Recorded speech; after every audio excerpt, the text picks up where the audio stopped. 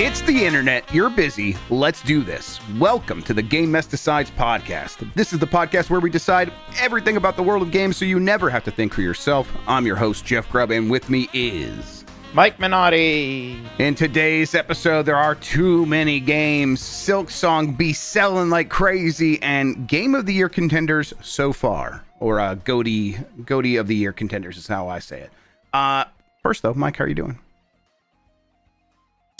Pretty stressed out. Yeah, I thought I'd go to the mall. Just like, I don't know, I need to do something else. I went to the mall. That didn't really help. The malls are pretty sad these days. So just walking around the mall. Yeah. And it was like, man, there's like 10,000 things for sale here, and I don't want anything. What's wrong with me? Oh, no. I think it's a sign of depression if you don't want anything. Yeah. But, you know what did that help? I was driving back. I was like, you know what? I'll go get a haircut. I haven't had somebody else cut my hair in a while, so I just went to a freaking sports clip. And did you have them do your beard or anything? Or? Yeah, I was getting a little scuzzy down there, so they trimmed that up. That's good. Trimmed me up there. You know, obviously it's not a ton of work for them. I didn't even I don't think I got the whole thing, but I got the massage and whatnot, and usually that kind of makes me uncomfortable, and it still did, but also was kind of nice. Right, you gotta get the give and take there. It's not the best, but also it's nice. I know what you mean. Yeah, so I don't know. Just getting, It's funny because I was in their database. Well, it's been a while, and I was like, yeah, but 8 years. Yes, exactly 8 years. Yeah, that's what I thought. That's about what I think. I just went permanently bald. So, yeah, where it almost sounds like you were having an anniversary for the death of your hair a little bit. You knew 8 years exactly. You're like, I'll show up for this. Right, exactly. But yeah, I was a little. I was at the mall, desperately looking for a way to treat myself. I was like, no, I don't want any of this garbage. Right? Yeah, it's I definitely don't need more stuff in this moment. That's for sure. Exactly it. Yeah, I did get some replica of the Kiki's delivery service sign that they put in the bread shop in the movie. So I have that on my door. That's the one thing I got. Okay, yeah. I like that. There's there are 4 stores in the mall now that sell Japanese goods, basically. I mean, it's very popular, right? And that's something people don't necessarily go out and seek to buy that stuff online, or if they do, that's a certain audience. But there's probably quite a few people who watch anime now on Netflix and don't realize that they can import a lot of these things, and so just having a store specialized in that seems. I mean, I definitely have seen that stuff, and it's very popular in some malls, but mostly in Japan towns and stuff like that. But I'm not surprised to hear that they are spreading. But that's 4 is quite a bit for your guys' mall. Yeah, and we had the 3. I'm that's interesting. And the third one was FYE, the old CD store came back, and it's really more about Japanese snacks and goods and merchandise. I was like, okay, they make good interesting stuff. Pivot. Then but this time there was just a new one that was very it's just Japanese toys and snacks. Okay, it's interesting. I went in there and everything. But yeah. Our mall has extra problems. They haven't been paying their mall taxes, which are property taxes, in case you're wondering. So we're all well, that thing might close down at any moment. So yeah, just walking around there being I remembered when I liked this. Yeah, right. Important. I mean, I still really find the idea of a mall at Christmas time to be romantic. Yes. Any other time is a little, it's always kind of scuzzy at this point. You always walk in, and the food court is mostly empty slots and one Sbarro maybe. It's a bummer. It stinks. I get the impulse though, trying to change things up and find some respite anywhere, looking for it at any place. Hopefully you can find something equivalent to a haircut tomorrow, because I feel like we might need more of these going forward. I don't know. Yeah, I need some stuff. I don't know. Maybe I'll actually get a real massage for once. I don't know. That still sounds like too much. I know what you mean. Sounds indulgent and weird, and I don't know, getting touched. I don't know. Decadent, the fall of Rome sort of stuff. I don't know. Right, it's look, if you've gone this far without a massage, it's just hard to I don't know. It's hard to be touched that way and not. Yeah. Yeah, it's just I don't know. No one touches me that way, but certain people, and it's I don't. This is weird. I don't like it. Yeah, I 100% understand what you're saying. I feel the same way. I bet people think we're weird for feeling that way, but no, I'm sure you're right. I'm sure. Thanks everybody for joining us. Give us a good rating wherever you are listening, and hit that like button on YouTube, please. It helps people find the show. If you want to ask a question, you can drop a super chat during the show here on YouTube. we'll get to all those before the end of the program. I was about to say the same thing I say for that first bullet point for that second bullet point. That wouldn't make any sense. Thanks to Carlos Ayin, who is Insane in the Rain Music on YouTube, for the use of our theme songs. We are on Spotify, Apple Podcasts, and wherever pods are caught. Thank you to the mods. Thank you to Christian for producing, and you can get more from Mike and me and support us by going to patreon.com/GameMess. That gets you access to our Discord server, participation in Q&A sessions, and our game club discussions, early access to new shows like Columbros, which we should probably record a new one of those soon, but it's very busy right now, everybody. And of course, all of our shows ad-free. Friendly reminder, you can also become a supporter by becoming a YouTube member or a Twitch subscriber. That's Tokodo, Jeff Grubb, Christian_RARG on Twitch for now. And in the meantime, patreon.com/GameS. I didn't say that again. You're supposed to say it multiple times, so now I'm good. That sure makes sense, right? It takes 9 times to really get it. 9 times, right? You got to just say that number over and over again. All right, Mike. Stories. The news. We could talk about the news, but it's like Hollow Knight is selling really well. Skate has 2 million players. Let's see. Also, Sony to host a State of Play next week. I mostly kind of want to talk about the fact there are too many games, but we could start with some of these. Some of these stories are, there are a lot of games and they're selling well and people are playing them. Did you see the Sonic Cross Worlds thing? Yeah, that had reviews come out. Yep, it's what 82-ish this 84 morning. 84 on OpenCritic. Wow. Right now. Okay, pretty it's going up. Good. And apparently, Mega Man characters are going to come to it at some point. That's right. Yes. So I'm like, holy freaking crap! What? Remember, I was complaining before. I was like, I don't know, but we're putting Minecraft and blah blah blah. Shut up, me. I'm good. You do whatever else. You can get Hatsune Miku, whatever. You can get that Brazilian version of her that people like, whatever. I don't care. Give me Mega Mans in a racing game. I don't have to pretend that Mega Man Battle Chase or whatever is interesting. Let's go. The box confirmed Mega Man. Did it say like what or how? Like what were the details?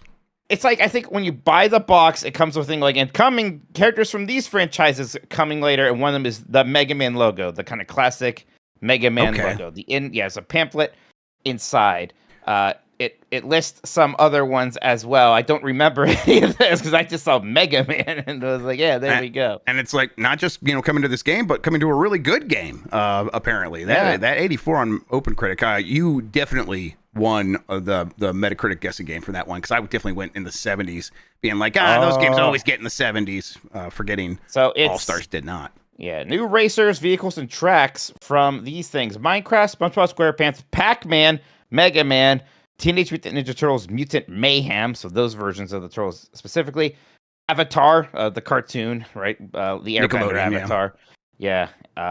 Those things. So, gosh, Mega Man. If it's just like classic ass looking Mega Man, and it's in a car. So when did you come in? No, let him do it. Just let him finish. When you are out at the mall and getting your haircut, when did you discover this, and did your mood perk up noticeably? It was like a little something. That's good. I'll take vertical? it. I'll take a little something. Going vertical.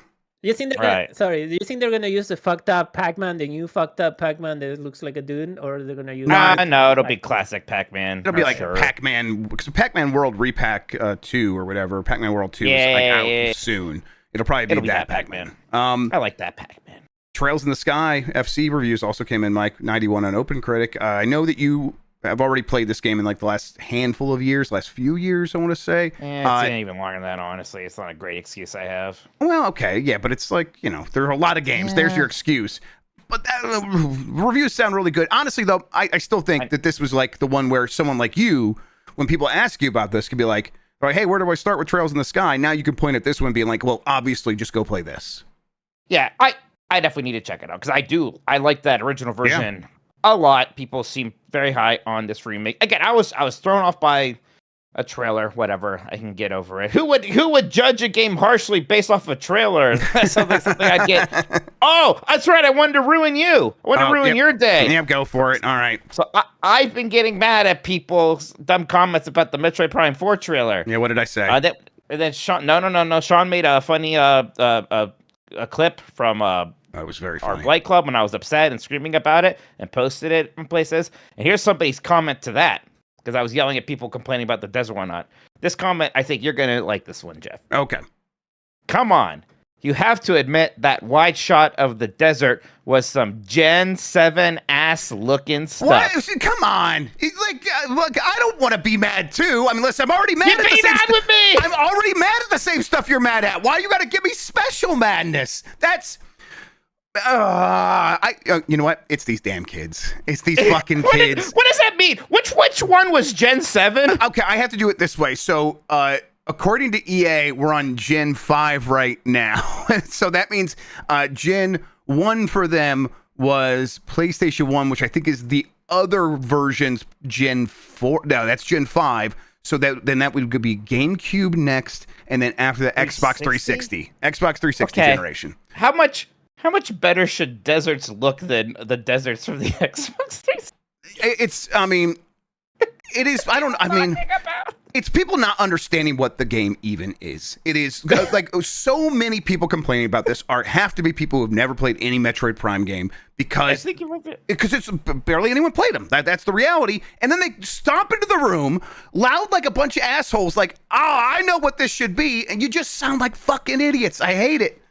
I know part of it's just the internet. There's a million voices, but remember the last show, it's like, well, it just looks like Metroid Prime again. What's the new thing? It's like, here's an open area to explore. Now some people are like, I don't want an open world Metroid. Well, they didn't say it's going to be that. Yeah. Well, you're just making things up to get mad about.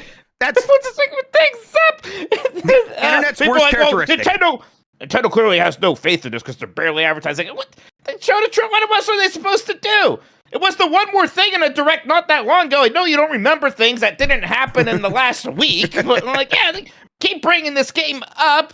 I know it's like getting 2 directs like Kirby Air Riders. I don't think it's because they think that game's going to sell 10 million copies. Right. That one seems more like a favorite Sakurai. Sakurai. That is more like, look, we'll let you have as many directs as you want if it makes you happy. I mean, I don't Gen know. 7 looking ass shit, man. This game's ugly. It looks like that 7th gen.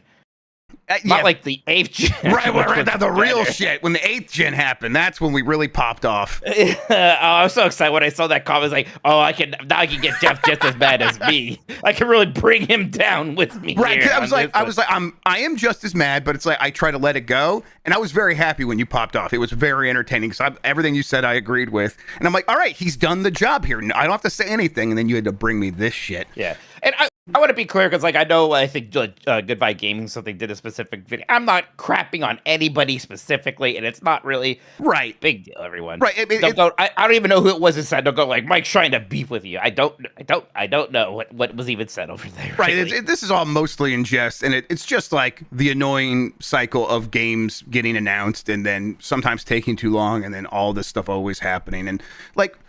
It is frustrating just because people have to imagine a version of the game to get mad at. You have not played it yet, and I understand we do that all the time. So we're just as guilty as anybody, but it's just annoying in this case for some reason in particular. Mostly because I know the vast majority of people talking have not actually played these games. All right. What's that? Silk Song has been selling well, right? 4.2 million copies.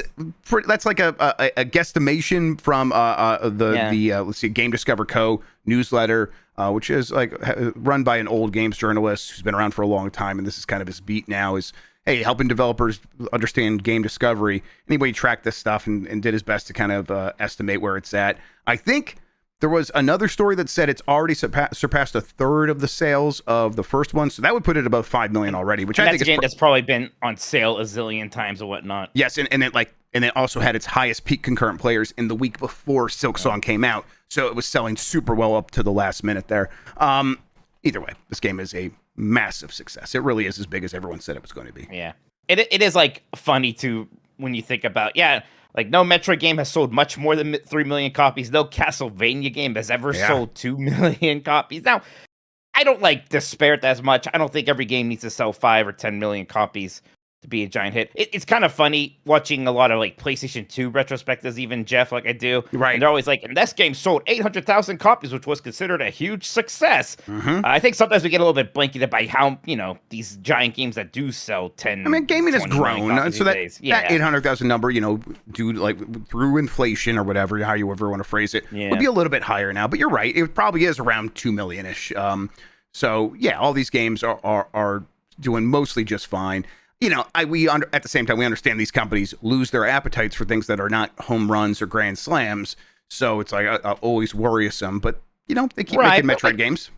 Yeah, exactly. You know, Metroid is a series that on the Switch one, we did get, you know, the remake of one and a brand new 2D one, and then they're making 4 the entire time. So yeah, I think Nintendo understands the value of Metroid, so I don't get worried about it in that sense. I think the one thing with Metroid that is like has caused this to keep coming up as a conversation piece, the sales of Metroid specifically, is we were kind of waiting for Metroid Prime for the entirety of the Switch one, and every other Nintendo franchise got the Switch bump for the most part. Luigi's Mansion is one we always bring up and stuff like that. But there's a lot of other examples of games that did way better on Switch than they had ever done before. And I mean, honestly, it's Zelda and Animal Crossing, all these games, like huge numbers compared to what they've ever done before. And it's like, okay, well, can Metroid replicate that, or will it or is it the one that can maintain its niche audience despite the Switch being super popular? Yeah. And it's like, there's still questions around that because Metroid Dread came out and was still just kind of in that 3 million zone. Now it's 2D, which was a big jump, I imagine, from Samus Returns, right? That's absolutely right. Yep, and a very popular console, the 3DS. One where, in that game was Samus Returns much more affordable in the 3DS than the $60 price for Dread. So I think, you know, as we like talk it out, as you bring up salient points like that, it's easy to be like, you know what, this Metroid Prime 4 is probably going to do just fine, and if it's a good game, there is a strong chance we'll see that Switch bump. In the meantime, though, Silksong doing really well. Right, and now Metroid Prime Remastered, which, it's a remaster, I guess, but Remastered one of the best games ever. They sold it at a budget price of $40, and it did like 1.36 million the last time they gave numbers. So it's a little weird to me still, but I don't know, maybe all the reactions show like maybe a lot of people just don't get Metroid more than I thought, but they seem to get Silksong, and even though a lot of them bristle and complain about its difficulty and things like that. So that is, I guess that, something comes up, and I've been loving Silksong, but it is like, man, for some reason, this is the one that is attracting a bigger audience than, again, the Metroids and Vanias of the Metroidvania equation there. Yep. Skate, 2 million players. It's free to play. A lot of people were always going to try this game out, but, it's better to have the players than not have the players. I think my assessment so far I've played it a little bit, like 90 minutes, I think, but also just kind of like keeping the ear to the ground, seeing what people are saying. To me, it seems like no one is complaining about the skating, and that's like, if there was a problem with the core gameplay, you would be hearing about it. Everyone does have issues with, like, there's a open world that doesn't feel like it has a ton to do. The game's in early access, so that's not too surprising. I guess. Desert too. It's a desert. Yep, that's right. Terrible for skateboards. What a bad idea. You see Samus walk by, she looks like there's nothing to do here. You're right. And then the other thing was the microtransactions, but free to play game. Yeah, it's gonna have microtransactions. Yeah, it's all cosmetics. Actually played for like an hour before we went live, just to kind of get my bearings. Maybe we'll talk about it more later, but I was having fun. Me too. I was enjoying it. Me too. I think I was kind of surprised how much I was enjoying it. I think there's something there. And so it's like now they can go into early access. It's a free to play game. People can just go try it. They can get that feedback and really just kind of build in the direction that the audience sort of takes them. I think if it gets prox chat, this game will pop off. I think this game will be. I think it'll go big. Should have been their day one, right? It really should have been, but we'll see. And then Sony hosts State of Play next week, claims insiders. This is in line with what I've continued to hear. There is one this month, basically. But what will it contain? It's still up in the air a little bit in terms of what I've heard. But people are pretty certain it's going to have Wolverine. What are you expecting from the State of Play? Wolverine, for sure. One final sales pitch probably for Ghost of Yotei, which is coming out pretty soon, right? So... there's that, and then I bet third-party stuff we'll see maybe a bit more of Resident Evil, things like that. They'll do some character reveals for Tokon, the Marvel fighting game, because that's them. But yeah, I don't know, nothing crazy. Don't get your expectations too high for one of these things. Yeah, exactly. I'm with you. What's that, Christian? Maybe that Bungie thing that they spun off the mobile Gummy Bears. Gummy Bears, the MOBA? Yeah, I mean, I don't know if they show that off at a State of Play, right? Because that's harrowing. That could be dangerous. That could be a Blizzard situation. You want to maybe... Well, yeah. Like, especially when people aren't sure what's going on with Bungie. But I mean, you're right. At the same time, maybe they aren't thinking about that or caring. And we probably do hear about Marathon. There are a handful of games that they have to like sort of get out of the way before they can talk about other things. That's Marathon. It is this God of War spinoff game that was supposed to come out this year, got delayed internally to next year. There is Fair Games. Fair Games. I don't know if Fair Games pops off here because that's one that like still feels like it could get canceled at any minute. But Soros. Oh, sorry. No, it's okay. Soros is the other one that they need to kind of talk about a little bit. That's the Soros. The Housemarque follow-up to Returnal that has Rahul Kohli in it. Is that ringing a bell? I feel like I'm getting... They closed the last either state of play or... was it in the last one? Okay, if it's in the last one, thanks, Christian. Maybe it's not actually going to be in this one. Then maybe they could talk about that early next year or something. It was a showcase. The last they haven't had a showcase in like 2 years. Yeah. Oh, right. Well, it was one of the biggest ones that they closed with that game. Yeah, it was recently though. Yes, Saros. I think it's Saros. I think that's how you say it. Saros. So yeah, once they get that stuff out of the way though, then they, and I mean like in this state of play, they could easily end with a little tease of Wolverine or something big for Wolverine, and then maybe there's a tease for the Sony Santa Monica game. This could be a big state of play. I don't want to like overpromise because I just don't know. There is every reason to think that they might want to be like, let's focus on those games that we have to get out of the way first before we even talk about Wolverine. But I think if they have a Wolverine asset ready to go, they'll drop it here. There's a part of me that actually thinks it might be wild to not show at least a little bit of Wolverine at this point. I mean, it's got to be their right. big game next year, right? Like, people kind of need to hear a little bit about that thing now. Right, and you kind of want people to have those good feelings going into the holiday where we'll pick up Ghost of Yotei, we'll get the PlayStation 5 for that this holiday, and we'll have it for Wolverine next year. That's a compelling story, I think. So we'll see. Yeah, for that and for Grand Theft Auto. Good point. They'll show Grand Theft. You think they could get a Grand Theft Auto trailer for this? Have they had they've had Grand Theft Auto? Where has that shown up? I think they're just doing their own shit, right? I mean, they always do their own shit, right? But it's like, have they even mentioned it at one of these things? I don't know. Probably not. I don't know. I don't think so. Okay. There's probably a lot of stuff that other people want to talk about. We can do that through the super chats, though. So let's take a break. We'll come back. We'll get to those right after this.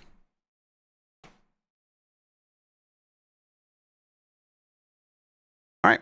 More decides. Let's get back into it with some super chats. Mike Minotti, take it away. All right. Songs for Grown Up says, hey, y'all. What's the scuttlebutt on that Cruise and Blast DLC? I still believe. I'm never someone to like pay much attention to DLC. I think I vaguely remember this coming up at some point, but I never paid attention to it. So I don't know, but I mean, that game would be fine to get some DLC. Just put a couple more levels in there and that'd be a all right time. I would probably show up for it. I like that game a whole bunch. It just doesn't try to be anything more than what it is. Just a roller coaster ride. People should check that out. I think it runs really well on the Switch too. It's one of those games I tested out early on with the Switch too, and it was pretty good. Simon from Saskatchewan says, if you play the CDI games on Blight Club, is there a way to get the insane controllers to work? I've read they're a big reason for the game's shittiness. You have that one from Limited Run, right? Yeah, I have the one from Limited Run, the USB version. It's usually like right over here. I can probably find it here in a second. Actually, I wonder if it works with that. Because it should work with an emulator. Yeah.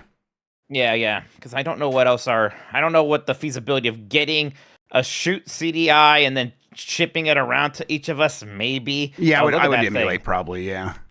That thing's fucked up looking. That's insane. That's a video. This is a CDI controller, everybody. For audio listeners, it is. Imagine the nunchuck for the Wii, but without an analog stick. So there's a D-pad. I think there's a recessed button in the circle here that's actually kind of hard to hit. And there's 3 buttons kind of orbiting it, sort of like the beans on the GameCube controller. And then here are the labels for the buttons below that. LBR plus home and mine. Oh, that's because it's gonna if you want to use it on a Switch. It's a media player too, the CDI. Yeah. All right. Yeah, you can play your CD videos, your video CDs. Right, exactly. Well, not DVDs, it's video CDs. An incredible machine. Simon again says, round of applause to El Grug. If you only said you were sorry, we could all tell you were wearing the backwards hat. Wear it when Kingmakers comes out. Yeah, that's a good outfit for Kingmakers. Yeah, we'll see if he messes up again, we could punish him again, put him back in it.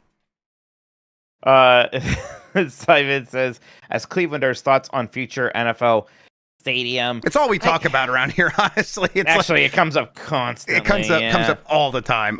For people who don't know, the Browns want to build a new stadium away from downtown, closer to where the airport is.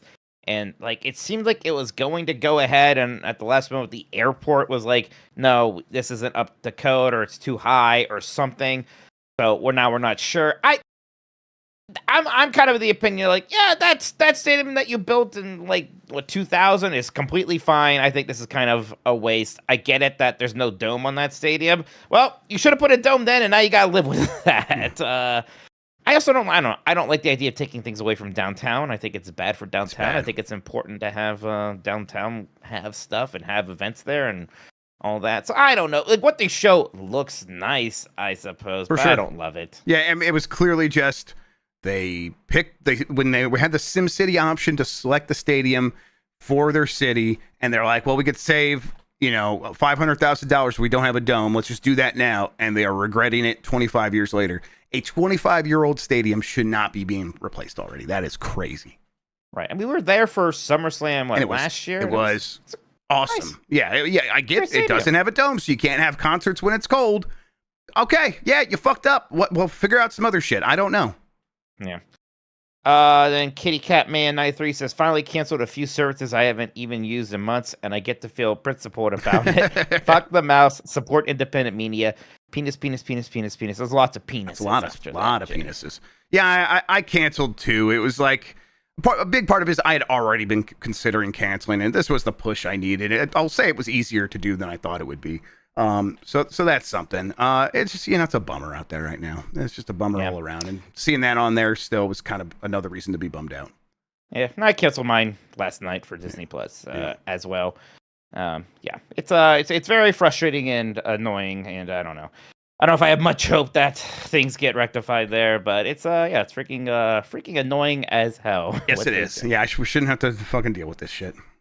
Yeah. So I'm kind of navigating personally because I've associated myself with Disney a lot, so I get a little bit of sense people are like, what's Mike gonna say or do about it? And I'm like, I mean, if he's in, I get people's impulse there, but if they think about it for a couple more seconds, which I bet a lot of people do, which is why most people don't bother you about it, it's like, oh yeah, what would he say or do to change anything here? It's like he's just another person.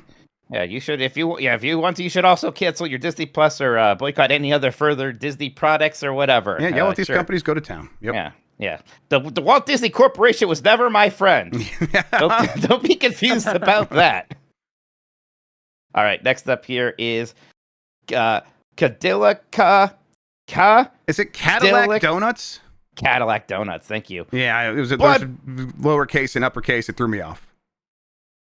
Bloodborne, Demon's Souls remake, and Gran Turismo 7 still aren't on PC. Please speculate why. Has the PC porting kind of slowed down a little bit, it feels like, recently? Am I imagining that? God, yeah, I mean, there just hasn't been too many games for them to port. Yeah, I mean, that definitely feels like part of it. Nixis is the company, right? Nixis Games. Oh, look there. I mean, Bloodborne, we know it's because they kind of they can't move on that unless From Software's involved and they're busy. And from seems like they don't want to do it with Sony, and they're kind of like, I don't know.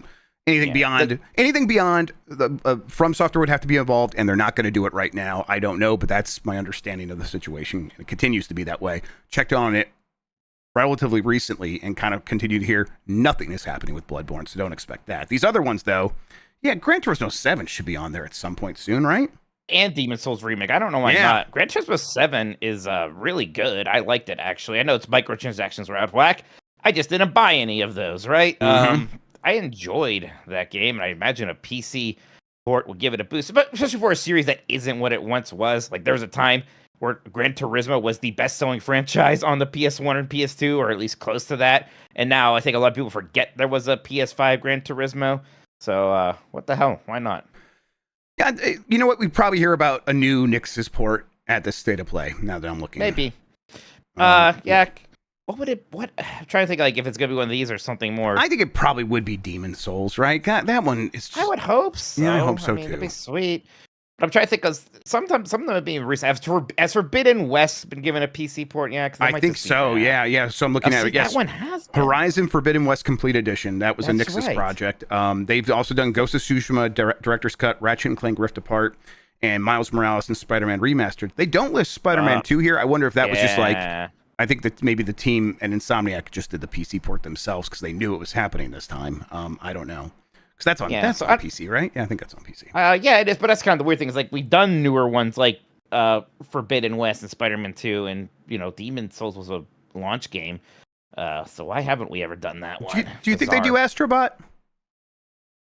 I bet they eventually do Astrobot. Maybe that's the one they announce. Yeah.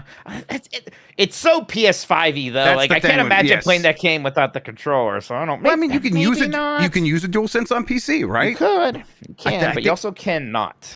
Yeah, that's a good point. But you also cannot on PlayStation 5. You can use the other controller. So I don't know. Maybe. Yeah, we'll see. I want them to keep this up though, because they've been doing a good job mostly. All right, next one here is from James Bidwell Gian. They get cut off. Let's just say James. Hey, Mike, how about our Guardians sweeping Detroit today? Playoffs and division title still alive, baby. You should be worried, Grubb. I am. Before you say anything, Jeff, remember last year? Yeah, you had your moment. Yeah, gosh, the Guardians have been so freaking streaky this year. Yep.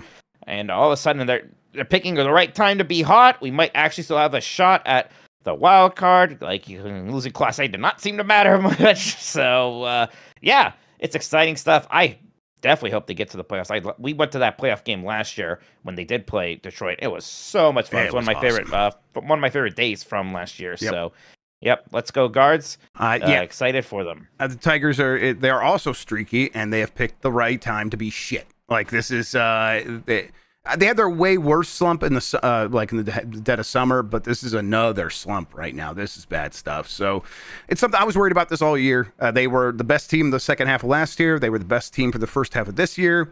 And it's like, well, that's great, but you didn't win last year, and now we have to do this whole season this time. Can you sustain that? And they're a young team, and here we are. They're not doing it. Next up is from Ali Miracle. Can I get a trans fucking rights for my Colorado night after work? Sure, trans fucking rights. Yeah, give me those trans fucking rights every day. Also, Mega Man, Sonic, and SpongeBob are in the same game. LMAO. What's funny is that Mega Man, Sonic, and Pac-Man are going to be in the same game again. Because they are already all in Smash Brothers, a Nintendo game. Yeah, that's right, yeah. Right. And they're leaving Mario out this time. They're cucking Mario. It's interesting to see just how well received this is. I do think there's a little bit of a people bristling against Mario Kart World, and this is kind of coming in at the right time. And why not? Yeah, take advantage of that moment. Good for you. I mean, you're still not going to sell as well as Mario Kart. No, of course, too, but you're going to get it. This will probably be the best-selling Sonic racing game ever. I bet. I hope Nintendo notices something and maybe does a little bit of a response. I don't think they need to change a lot about World. They need to do much. You need to make a normal Grand Prix mode is all people really want. Normal online races. That's just very clearly the 3-track system. As a free update, yes. Yeah. Yes. Oh, yeah. that would be so Nintendo though if they charged us for it. Made it part of the DLC. Yeah, for real. Yeah, I could see that. L. Grug says, "So how was Bike Club? I missed it yesterday." No, you didn't. It was a real pleasant time. It was just, we had a good time hanging out with one another. I went back and watched the part where when I asked if I was supposed to do the hat, and you said yes, and they were like, we never told him to do the hat, but since he asked, we did. So extra cruelty. I noticed the extra cruelty. I'll remember that. Fair. I mean, I knew what I was stepping in. I knew you would figure it out. All right, fair. Yep, I get it. We deserve it. The first Andre says, Mugmaster Mitch and Squire Grubb, as a Miami Dolphins fan, why doesn't God blow up the sun? Do my prayers mean nothing to him? Thank you for all your work. Here's my question, because it seems like, myself included, everybody's football team is bad and making them upset. Which teams are doing good? Somebody must be winning. It's two teams, basically. It is just the Baltimore Ravens and not Miami Dolphins, who they're playing, Buffalo Bills. I don't know, the Buffalo Bills look real good. The Green Bay Packers, fucking hell. It's bad. It's real bad out there in the NFL this season. I know that Steelers did good their first game with Rodgers. Did their second game go well? No, it did not. They did not. Good. No, oh, thank God. Yeah, that's something. That's something. I'll take that. I mean, they're still going to probably make the playoffs because they do every year. The Steelers, and then Aaron Rodgers in the playoffs is going to be super fucking annoying. But maybe he'll probably get hurt before then. Who cares? Darachi says, "What stupid Virtual Boy game are you gonna play first on the stupid Virtual Boy app using the stupid Virtual Boy thing? I'm gonna play stupid Jack Brothers.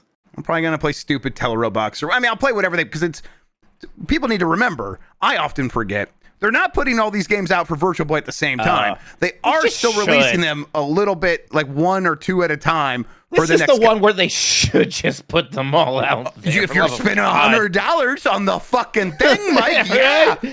I don't want to pay $100 to come back and I have 3 games to choose from for the Virtual Boy. It's crazy. Why is Nintendo like this? No, it'll be Mario Tennis for me. That'll be like the one I want to get in to get the Virtual Boy flavor. Yeah, we could probably play that online. I didn't think about that. It did have 2-player. I think it had link cable support for fucking Virtual Boy. Yeah, so that for sure. And then definitely want to do Mario. I have a soft spot for Mario Clash or Crash, one of those. But then the two I like want to play through are Wario Land, which is great, and Jack Brothers, which I've never played and it just seems like a really neat curiosity. Yeah, I played quite a bit of that Wario Land game. It's very good. It's fun. Good stuff.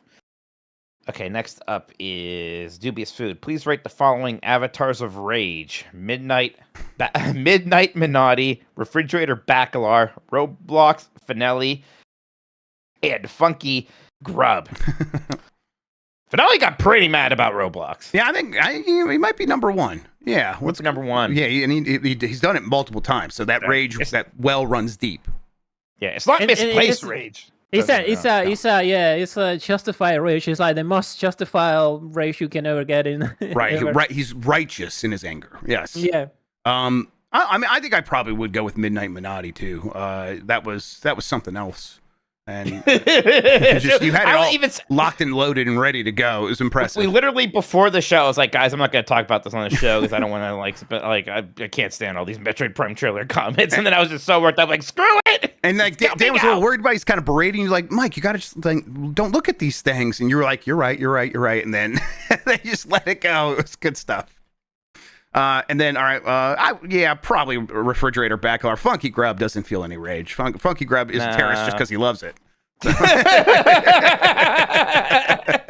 Wax Slutty says, spent too much money at the Nintendo Museum. Not anyone hiring a writer. Also, Kiwami 3, let's go. Also, P. Snez. Did they announce Yakuza Kiwami 3, or is that a rumor? That's a rumor. There is the RGG, I forget what, Spotlight or Showcase, the Direct, happening right before Tokyo Game Show, so before the end of the month.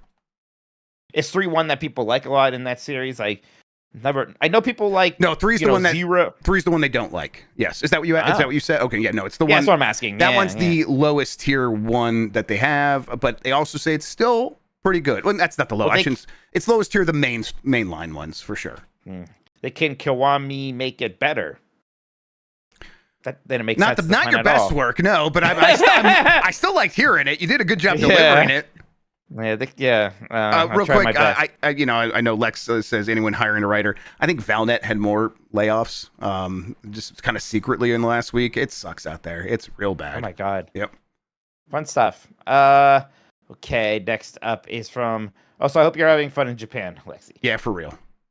Drum Kid says, Grubb, put this towards a copy of Skies of Arcadia. I have copies of Skies of Arcadia. You can't have mine. They're expensive. I have the Magic copy over there on the GameCube. It's been so busy, I've not been able to figure out moving the save from over there. I think I need to update my my Flippy drive to get all the bonus stuff on there. Because right now I just have the games and I don't see an interface to do all the save swapping and management stuff. So I'll do that when I get a moment. I am going to maybe use that Friday slot, though, going forward where I was playing Skies of Arcadia to probably catch up on some games for Game of the Year. I'm like, what if I just played an hour of a game a week? That would probably help a little bit. You could probably just stream the rest of Clair Obscur at this point if you wanted to. Yeah, I was wondering if people would want that or not. I'm not sure, but that's a good idea. That would definitely late. It's pretty late now that I think there's a lot of people who beat the game who would like to watch you do, Act 3, whatever. That's something. I'll probably think about that, yeah. Are you? By the way, speaking of like buying old games, are you going to go to the Cleveland Gaming Classic with me Saturday morning? I was just talking to Steph about that. She keeps thinking that she forgot something that we're going to do this weekend. She can't remember. I think she's like confusing with something I said I was going to do, which is this.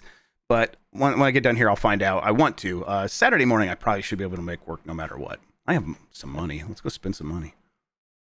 I know. Let's get. Yeah. Let's make poor financial decisions. Yeah, that'll help us feel better. Yeah, for a minute. Postman Dan says trying to calculate generations is basically calculus. It's what I was doing earlier. I can imagine like the short of me trying to do the calculation of what 7th gen was and the math equations spinning around my head sort of thing. Yeah, it's stupid.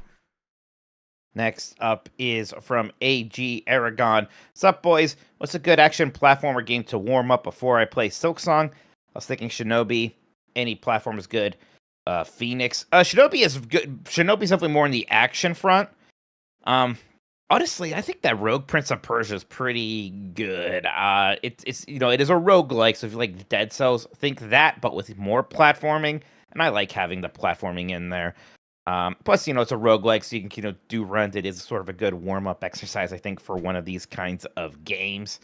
So yeah, I like Rogue Prince of Persia. I recommend it. Yeah, I think it would probably help to sharpen up your platforming skills specifically for the game. So, Celeste or Super Meat Boy, there's a lot of similarities in sort of like those games are actually way harder for moving around a character. So if you can like play a couple of levels there, get into some of the hard stuff, you'll be more than ready for Silksong. Okay, next up is from Lassian. What's the difference between Sony versus Tencent and NES versus Power or Nintendo versus Power World? What is the Sony versus Tencent thing again? That is okay, so it's Horizon Zero Dawn being ripped off by that Light of Motorum game from Tencent. Oh, that thing. Right. Looks exactly the same. And then Nintendo versus Power World is Pokemon versus Power World. I don't know. I don't see much of a difference. I think it's pretty similar. I think they're both the art styles being super ripped off. Now, I think that we've played Power World. That might be the difference. And people can point out a million differences between Power World and Pokemon because we played a lot of it. I bet something similar will happen once you start playing Light of Motorum. But then people are going to go, oh, wait, they also ripped off Monster Hunter, because people were noticing that when we were showing the video today during Game S Mornings, that all of the animations for one of the boss look like they are completely wholesale ripped from Monster Hunter. Jan was saying the hammer weapon that the character was using in Light of Motorum. The hammer is what's that? 1-to-1. It's 1-to-1? The hammer is 1-to-1. Yeah. Okay, so honestly, it could get worse for Light of Motorum. Oh, that's fun. Yep. Do it. To be fair, there are other Monster Hunter games that have like very similar. They're not really going to get in trouble for that. A ton of games do that. It's at this point that's almost expected. It's like annoying. I find it to be a little cringe and kind of like I wish developers wouldn't do exactly that. But at the same time, I wouldn't want them to go get in a lot of trouble for kind of being like, I like this animation and we'll just use it in our game where we also swing a hammer. All right, next up is from Postman Dan. Oh, there it goes. YouTube crash. I don't have it anymore. Yeah, it was acting real slow. I could feel it was coming. Like, just let me read this one. All right, here we go. Shout out to Iki that said on chat, that game is wild. Yeah. All right. Postman Dan says Hornet literally runs like Alucard. Instant game of the year. Yeah. There's a good flow to it. Yep. There's like an optional backdash you can find that's really fun, by the way, if you like that Alucard backdashing, which I'm a big fan of. So yeah, it's all sorts of fun stuff. Last Geek says, if they made a 2.5 Men reboot with you two as the dads, it would be my favorite show. What do we need a son to be shitty to? Is that Sean or Christian? Yeah, I mean, maybe we can have, it could be 2. No. It could be 2 and 3 men. Or 2 + 1 men, and it's like they're actually both half of a man, and they could both be our sons. It's the sequel. I like sitcoms. I never once felt compelled to watch 2.5 Men. I only felt compelled in my sicko ways to watch it when Charlie Sheen left the show and was replaced by what's his fucking name? Ashton Kutcher. And I was like, well, I gotta see this. And it was bad. Mm-hmm. Let's see here now. Alex says, my wife keeps asking me for a release date for Power Wash Simulator 2. Please, can you find out? Things are. It is this desperate. year, right? So wasn't that just in something? Wasn't it just in was it in the Direct? I think it was in the Direct. Was it just Power Wash Simulator, or was it Power Wash Simulator? That was Power Wash Simulator 2. I remember that because Dan was very excited. 2025. I'll tell you what. Just tell her it's my birthday, December 8th. That's what's coming out. There you go. And if it comes out earlier, well, that's a great surprise. And if it comes out afterward, well, you got to celebrate Mike's birthday. So yeah, exactly. Ecto Cooler says, given Silksong's success, what do you think potential future Metroid and Castlevania games can learn from it to reach this broader audience? I think. Yeah, go ahead, please. You start. I think for Castlevania, it might be good. I think Metroid Dread did pretty good using like the 3D models one. That was a good looking game. I think with Castlevania, it's maybe a reminder for them that they should maybe just use really pretty 2D art for that. I would be very excited if they did that. Castlevania, like if you made a game that looked like that art style from the Symphony of the Night box art and stuff like that, I think that'd be incredibly. Because as much as I like Bloodborne, even kind of an ugly game, and I don't want that for the new Castlevania. I don't think there's too much they. What do you Bloodstained. Yeah, gotcha. Excuse me, I do that all the time. Yeah, me too. I don't know if there's too much they can do though, Jeff. What about you? Yeah. I think that last right. Yeah, like don't go into making these games expecting you can actually learn something from Silksong that will matter. You're not going to be Silksong. But I think maybe the lesson here is these games are already. I think people already consider them punishing. Remember what Northern Lion said. You have to go backward. That's the worst thing in the world. They already feel that way. So why not lean into that and make your game difficult? Yeah. Why not lean into it and be like, you know what? We're going to be the game that you're going to feel proud to finish. And I think that there's something like so many people already say like the FromSoft games, the Soulsborne games are the modern Castlevanias.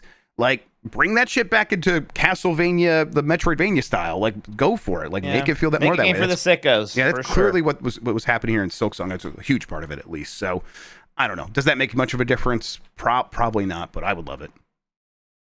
Screaming Man says, y'all, I think I might start doing retro game collecting. I got a PS1 copy of Metal Gear Solid thanks to a friendly member of Dan's Discord. Nice. Sweet. Yeah, I do enjoy it. I love both like going out and getting games. I love finding my old games here and there.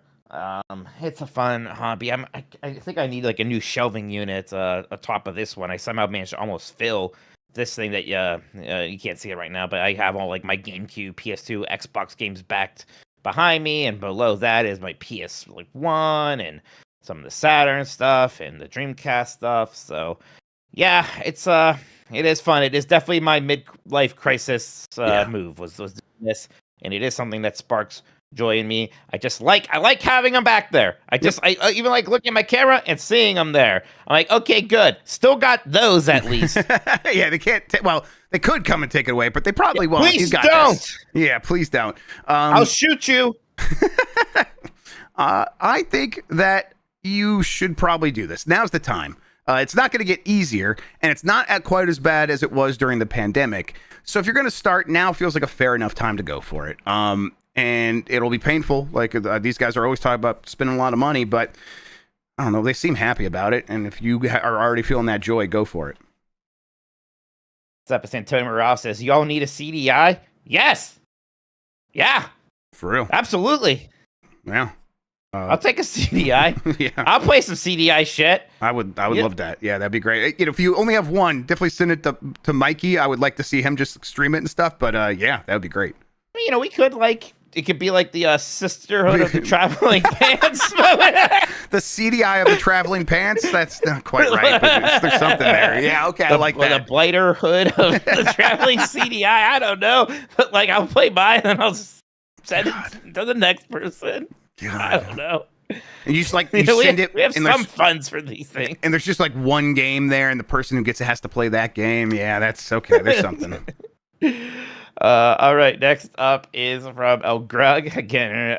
Dan barely watches WB if at all. Mike cancels Disney Plus. It's wild that things have come to this. What if the Jeffs stop watching hockey now? Yeah, they'll take something from you too, Jeff. They'll ruin something for you, I swear. Yeah, I'll tell you what, I was pretty happy with the Lions. I won't say specifically why. I'm not interested in causing any problems, but I was happy I didn't have to be mad at my football team in this past week. And then we'll see. I'm sure the Detroit Red Wings will find some way to make me mad and do something bad this season, and not just by playing hockey bad, which they've done for many of the past seasons. Don't get me started on the Yankees. For me, I turn it off. I understand. I tried to warn you about the Yankees, Christian. I tried so hard. I'm Argentinian. Once I pick one, I had to stay with it until I die. JD Camp says, Mike, is this the year you go to Dollywood?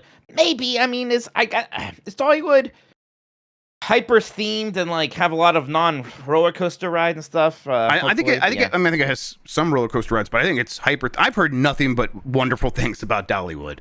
That is one where it's like that is like a reasonable, like, because that's, what is that, Tennessee? Where is it at? I can't remember exactly where it's at. Yeah. It's in Dollywood.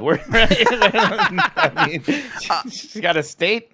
I would love to go there and like film like a video that we could put up on Giant Bomb or something like that at Dollywood. That'd be good. Gatlinburg, Tennessee. Thank you, Marino. Like, that's a drivable distance. Like, yeah, I don't know. We can make a weekend out of that. Well, they have a train apparently, so that's, I like a train will help. At freaking Cedar Point, that's basically all I do is the train. I think we have some friends that have like been to Dollywood. They could like be our Sherpas or something. Like, they'd probably be excited to go back. I don't know. We'll see. The first, Andre says, what's the first thing you think of when you think of Ace Ventura? And why is it him coming out of the rhino? Also, what is your favorite 90s comedy? I was about to tell the story of how they used to do the Ace Ventura show at Disney MGM Studios. I'll refrain this week. I got the rhino, or him like bending over and spreading his butt cheeks and making his butt talk, as that was not a movie for kids, and yet they did the thing that kids would find the funniest thing in the world. That scene. Right? They did like the joke that like basically got into my brain for the rest of my life in that moment because I saw it as a little boy. Yeah, exactly. Right. I for some reason I think about him chewing gum. And it's a bad joke because the joke is like they can't chew enough gum because they accidentally kissed a man or something, right? I just think of like Dan Marino, be like, "You have any more of that gum Ace?" And it's true. At one point says, "None of your damn business." And Dan Marino says, "You're a weird guy, Ace." I think about the delivery of Dan Marino. Dan Marino's surprisingly good in that movie. Yeah, it just sucks that movie's got so many problems. It's like there's some fun stuff. The transphobia and that sucks. Yeah, it's a real bummer. God, the '90s and early 2000s and the rest of our history is really bad. Yeah, and currently now as well. Yeah, even Bill and Ted, like one of my favorite movies. Of course, had to drop the F gay slur in that one. Right. I'm like, that's great. The children's movie Monster Squad has that. every comic book from the 2000s uses the R word constantly. It's crazy. They're dropping it nonstop. It's just casual conversation. Did that one make a comeback, by the way? I thought we were done with that, and I was kind of glad. Even, like, just going out anymore. Like, people, like, I guess everyone's like, thank God we brought the R word back. I'm like, yeah? Yes. Really? It's like, you missed it? Yeah, you sound like you suck. I hate this. The next super chat about video games or something. It's from Nico Blyer. Oh, great. This is the person with the 7th gen comment. It says, I liked the rest of the trailer, Mike. I just didn't like that one shot of the desert. Hashtag Gen 7. Get him, Mike! Fucking There's nothing wrong with the desert. This is the thing. It's a desert. Unless we're just inherently agree about this. How much better should the desert look? That's sad. Mike's right. I'm sorry. I don't get it. But thank you, Nico. I do appreciate it. Thanks, Nico. Alex WP says, about to pull the trigger on buying a Steam Deck. Good or bad idea. Don't have a gaming PC, just Xbox and Switch 2. It's like a kind of a funky time for Switch or for a Steam Deck. I mean, the Steam Deck OLEDs, look, if you can get one of those refurbished ones that are like reduced in price, maybe that's a good deal still. The Windows Xbox hybrid sort of handhelds, the Asus Roger Ally, but like a bunch of other stuff are going to be able to use that software as well. That's all just about to happen. And the early word is pretty promising on what they've been able to do with Windows. Apparently, like performance is way better. Like it's using way less resources. Apparently they got it down to run at like 10 watts while running the games at just about as well as they can on that system. That's some really good sign that they really have worked hard on that. And if that's the case, then maybe one of these other ones might be a little bit better because out of the box you can play all these games. But I don't know. I love my Steam Deck still. I think it's a super well done piece of hardware. I don't think you'll regret it actually if you get it right now, but there's a chance you could. Connell Wood says, "What type of bug is Sean for Silksong fan art?"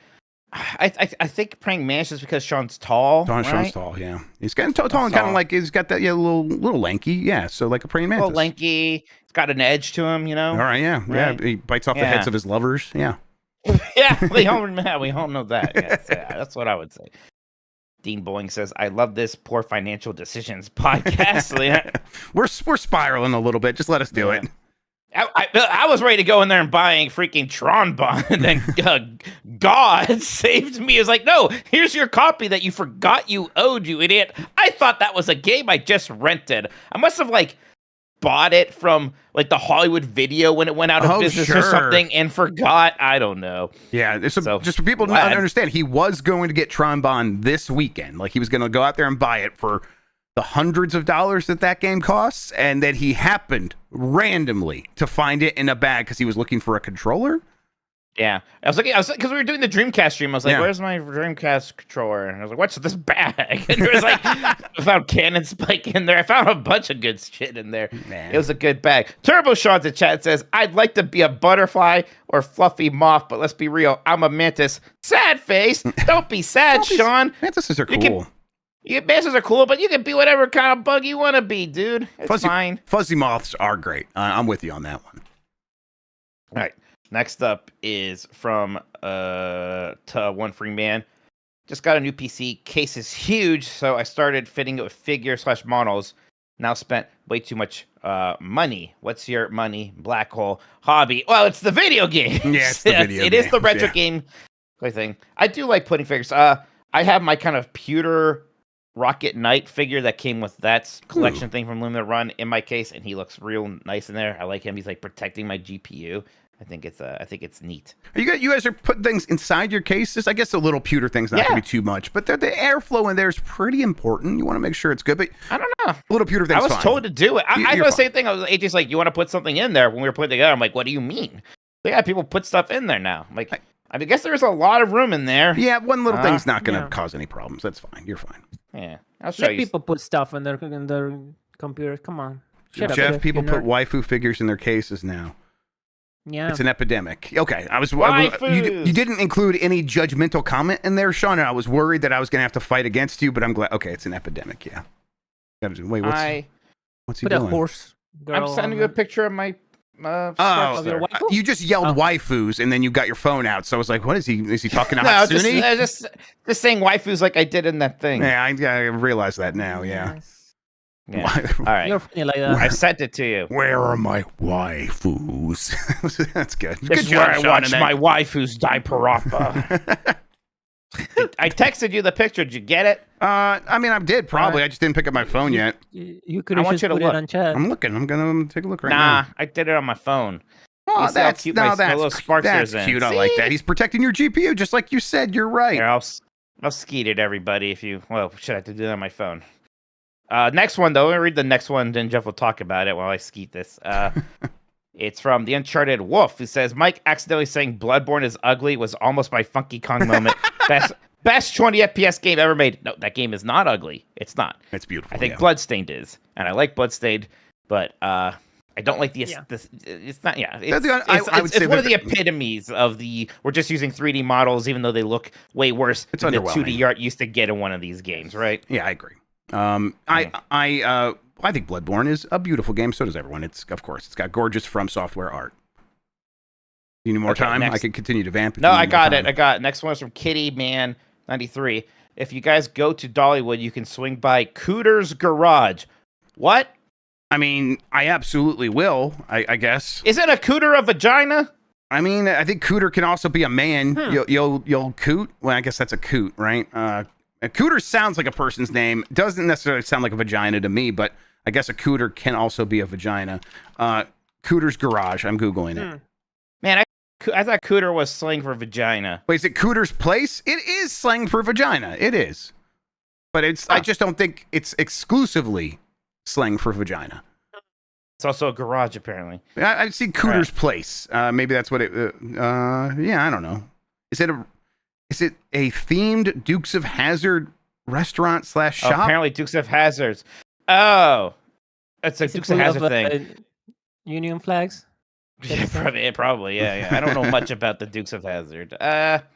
Pokey Egg says, I'd watch Mike run an exquisite course style Planet Coaster 2 series to build Giant Bomb Land. Well, that'd be fun sometime. That'd be cool. As much as I like Planet Coaster, I never really had much time to check out the sequel, which wasn't like some big, huge, we added so much sequels. Largely, hey, we added water parks, which is neat, but I haven't dove into it. And then, lastly here, we just got a super chat from Kyle Burton.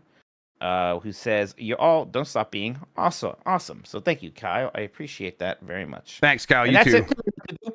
That's it for the super chats for now. If you guys want to send any more, we will read them before the end of the show. So thank you. Do appreciate it. Thanks, everyone. We're going to take another break. We'll come back, and then we're going to just talk about the games that have come out so far that we're considering for our Game of the Year lists. Kinda, maybe, yes. And then we'll talk about the games that are yet to come out that could still make our list. I expect it to be somewhat of a traffic jam. We'll do that right after this.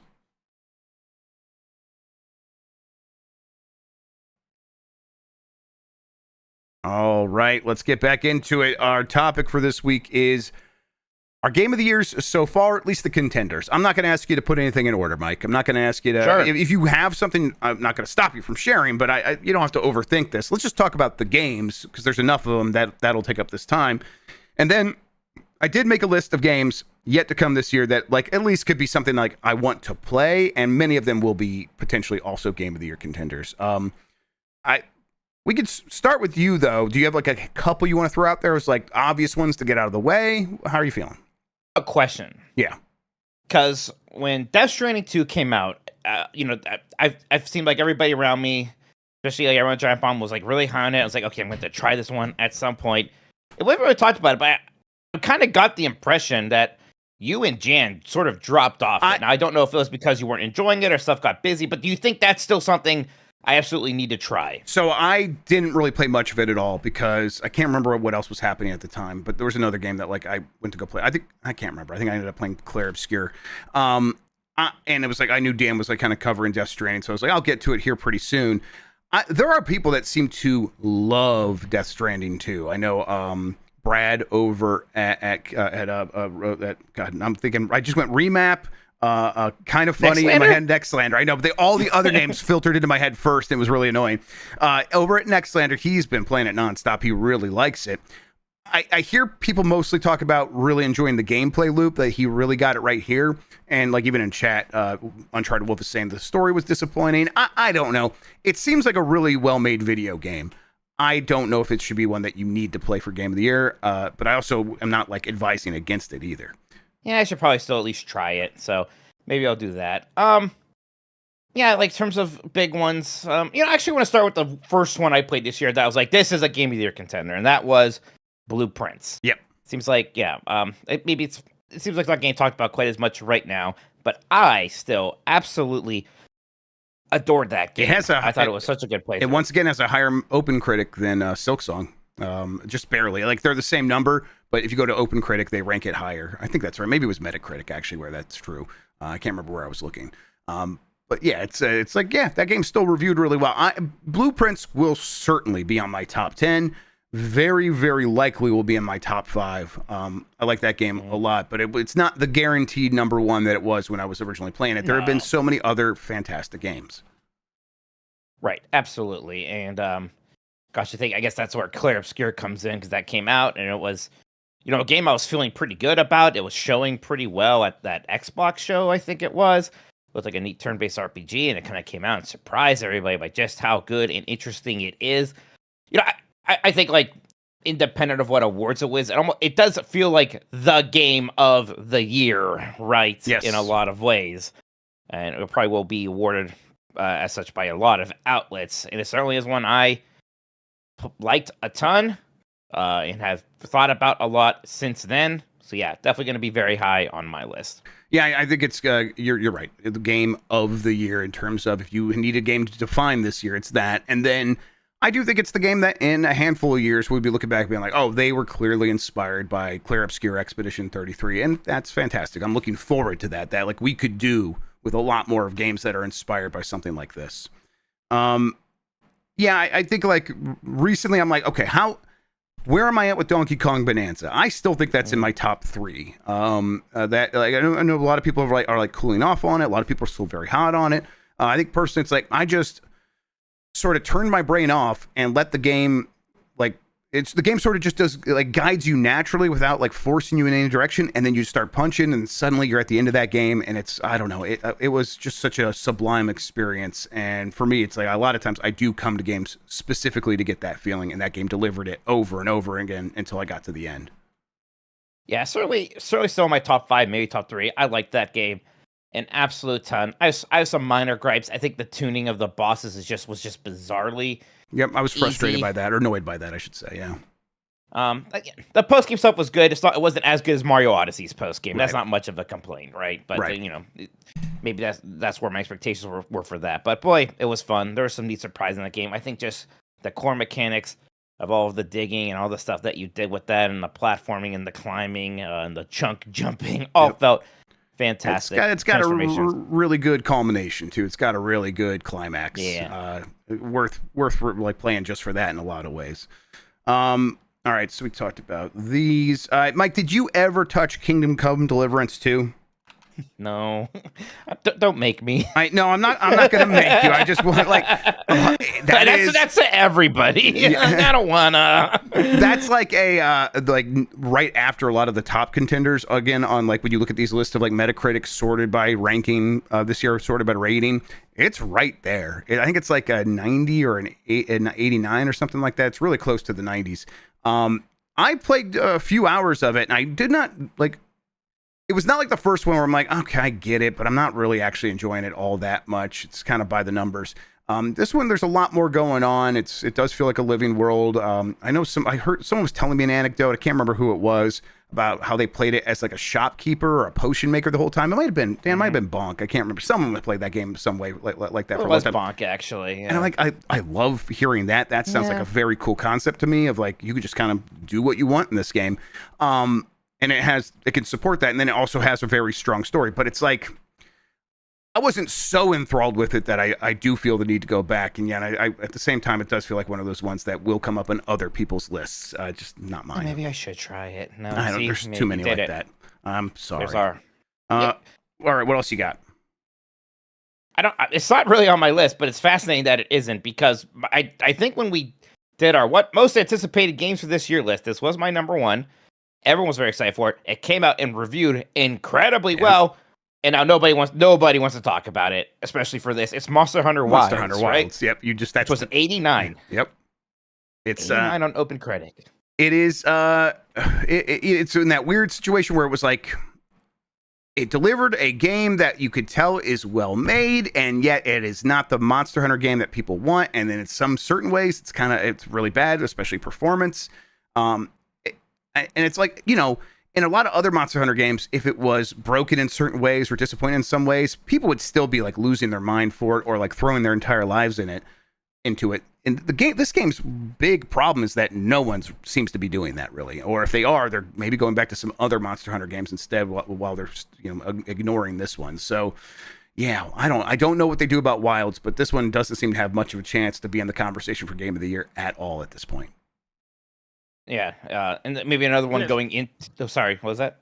Unless they drop like some crazy content, right? Yeah, but I mean, they're gonna have their big DLC for that probably next year, right? Yeah, and I can't imagine there's anything big they could do this year just in an update that's gonna change people's minds. They usually take more than a year to release that update, but they probably after the reception of this one, this probably accelerating the whatever they're doing with that one for sure. It's my number 3 still. Like I think it's one of the best game of the year still for me. Yeah, but yeah, I understand the public reception of it. You were about to say another game, Mike. Go ahead. Well, just real quick, like one that going into or at some point this year we thought would be a bigger deal, and I don't think it's going to get much Game of the Year stuff is Mario Kart World, but yeah, that's fine. I don't hate that game. But. Yeah, no Mario Kart really usually is in Game of the Year discussion. Mario Kart 8 was really good, though. I think that one might have been in there at that time, but yeah, that's still a rare thing for that series. Oh, what's up? There's 3 games that I haven't finished. There's only one that I think I really want to for Game of the Year. Okay, what's that? 2 of them I thought I would get to, and now I'm like, maybe I stopped playing them for a reason. I threw those on the list, so I was kind of seeing. I was going to ask you how you felt about these. Go ahead. Yeah, Doom: The Dark Ages, right. Avowed, and Split Fiction. And of those 3, you didn't finish Split Fiction. I thought you did. No, because I play with AJ, and it's hard. He's busy with kids. I need to get him over here and play through the rest of it because we were having a very good time with it. But gosh, like Avowed and Doom: Dark Ages, I was enjoying. It kind of went both, like, even more so with Doom. With Avowed, maybe I could see myself going back to having fun. With Doom especially, I don't know what it was. There's something wrong with it's a good game, but I'm just a little bit over it, I have to admit. Yeah, for me, I haven't tried Doom, but I did play the whole first area of Avowed. And then I got to that second area, and I was just like, I'm good. I'm good. Like, it wasn't like anything negative about the game. It's like it delivered experience I was very happy with. I thought the story was good, but it wasn't so. I'm not so compelled by it. That wasn't the reason I was playing. I was playing because it felt awesome to play the game, and it was fun to explore. And I had a bunch of those moments, and then it's like I don't need to like start over from scratch in a new area and sort of rediscover it. I'm good. And does that mean it doesn't make my top 10?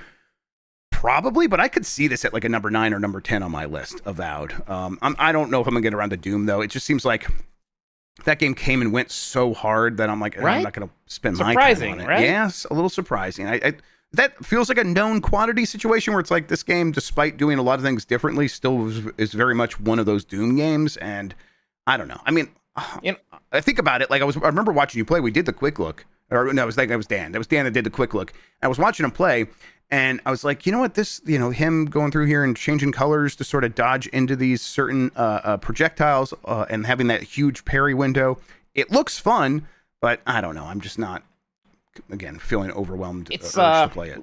We talked about this before with God of War Ragnarok, where it's like, well, it used to be you can kind of get a trilogy out of something, Yeah, and these days, it's like, you're maybe, right. That's what it is. Maybe you do 2 and you get out of there and you think about something else. And maybe they should have pivoted to Quake already. Or, if they wanted to do the medieval thing, they should have done Hexen. Yep. Or just something that, they did some stuff different here, like the shield and whatnot. But maybe it needed a bigger differentiator and not just kind of medieval stuff, more cutscenes, kind of taking itself more seriously, which is a confusing direction, I think, for Doom this right now.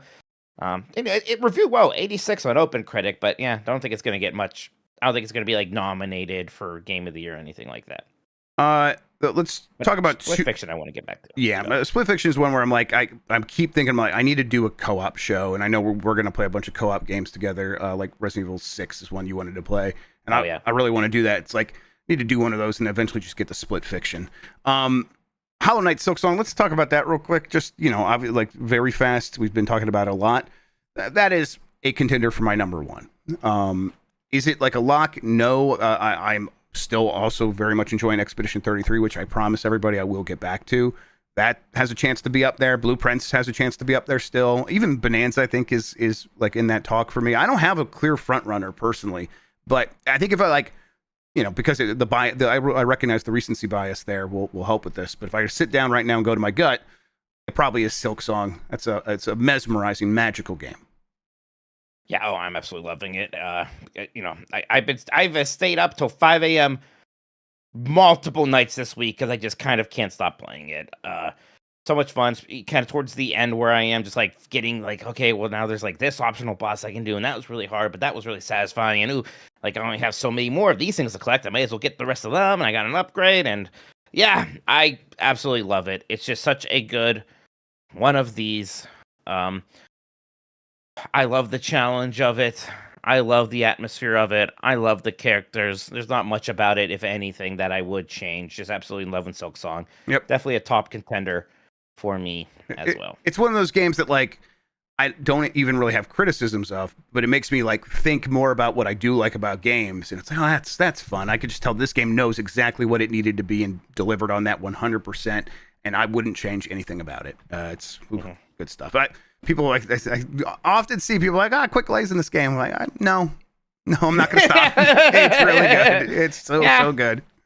Yeah, it's like, like I get like some people have issues and maybe it's too difficult for them or too unforgiving in one ways, but I can't pretend to like the game less on your behalf. You know? Like, I like it. I like it like this, right? We kind of have to just come on the show and say how we really feel, even if it's a little annoying sometimes. If you're not feeling the same way, I get it.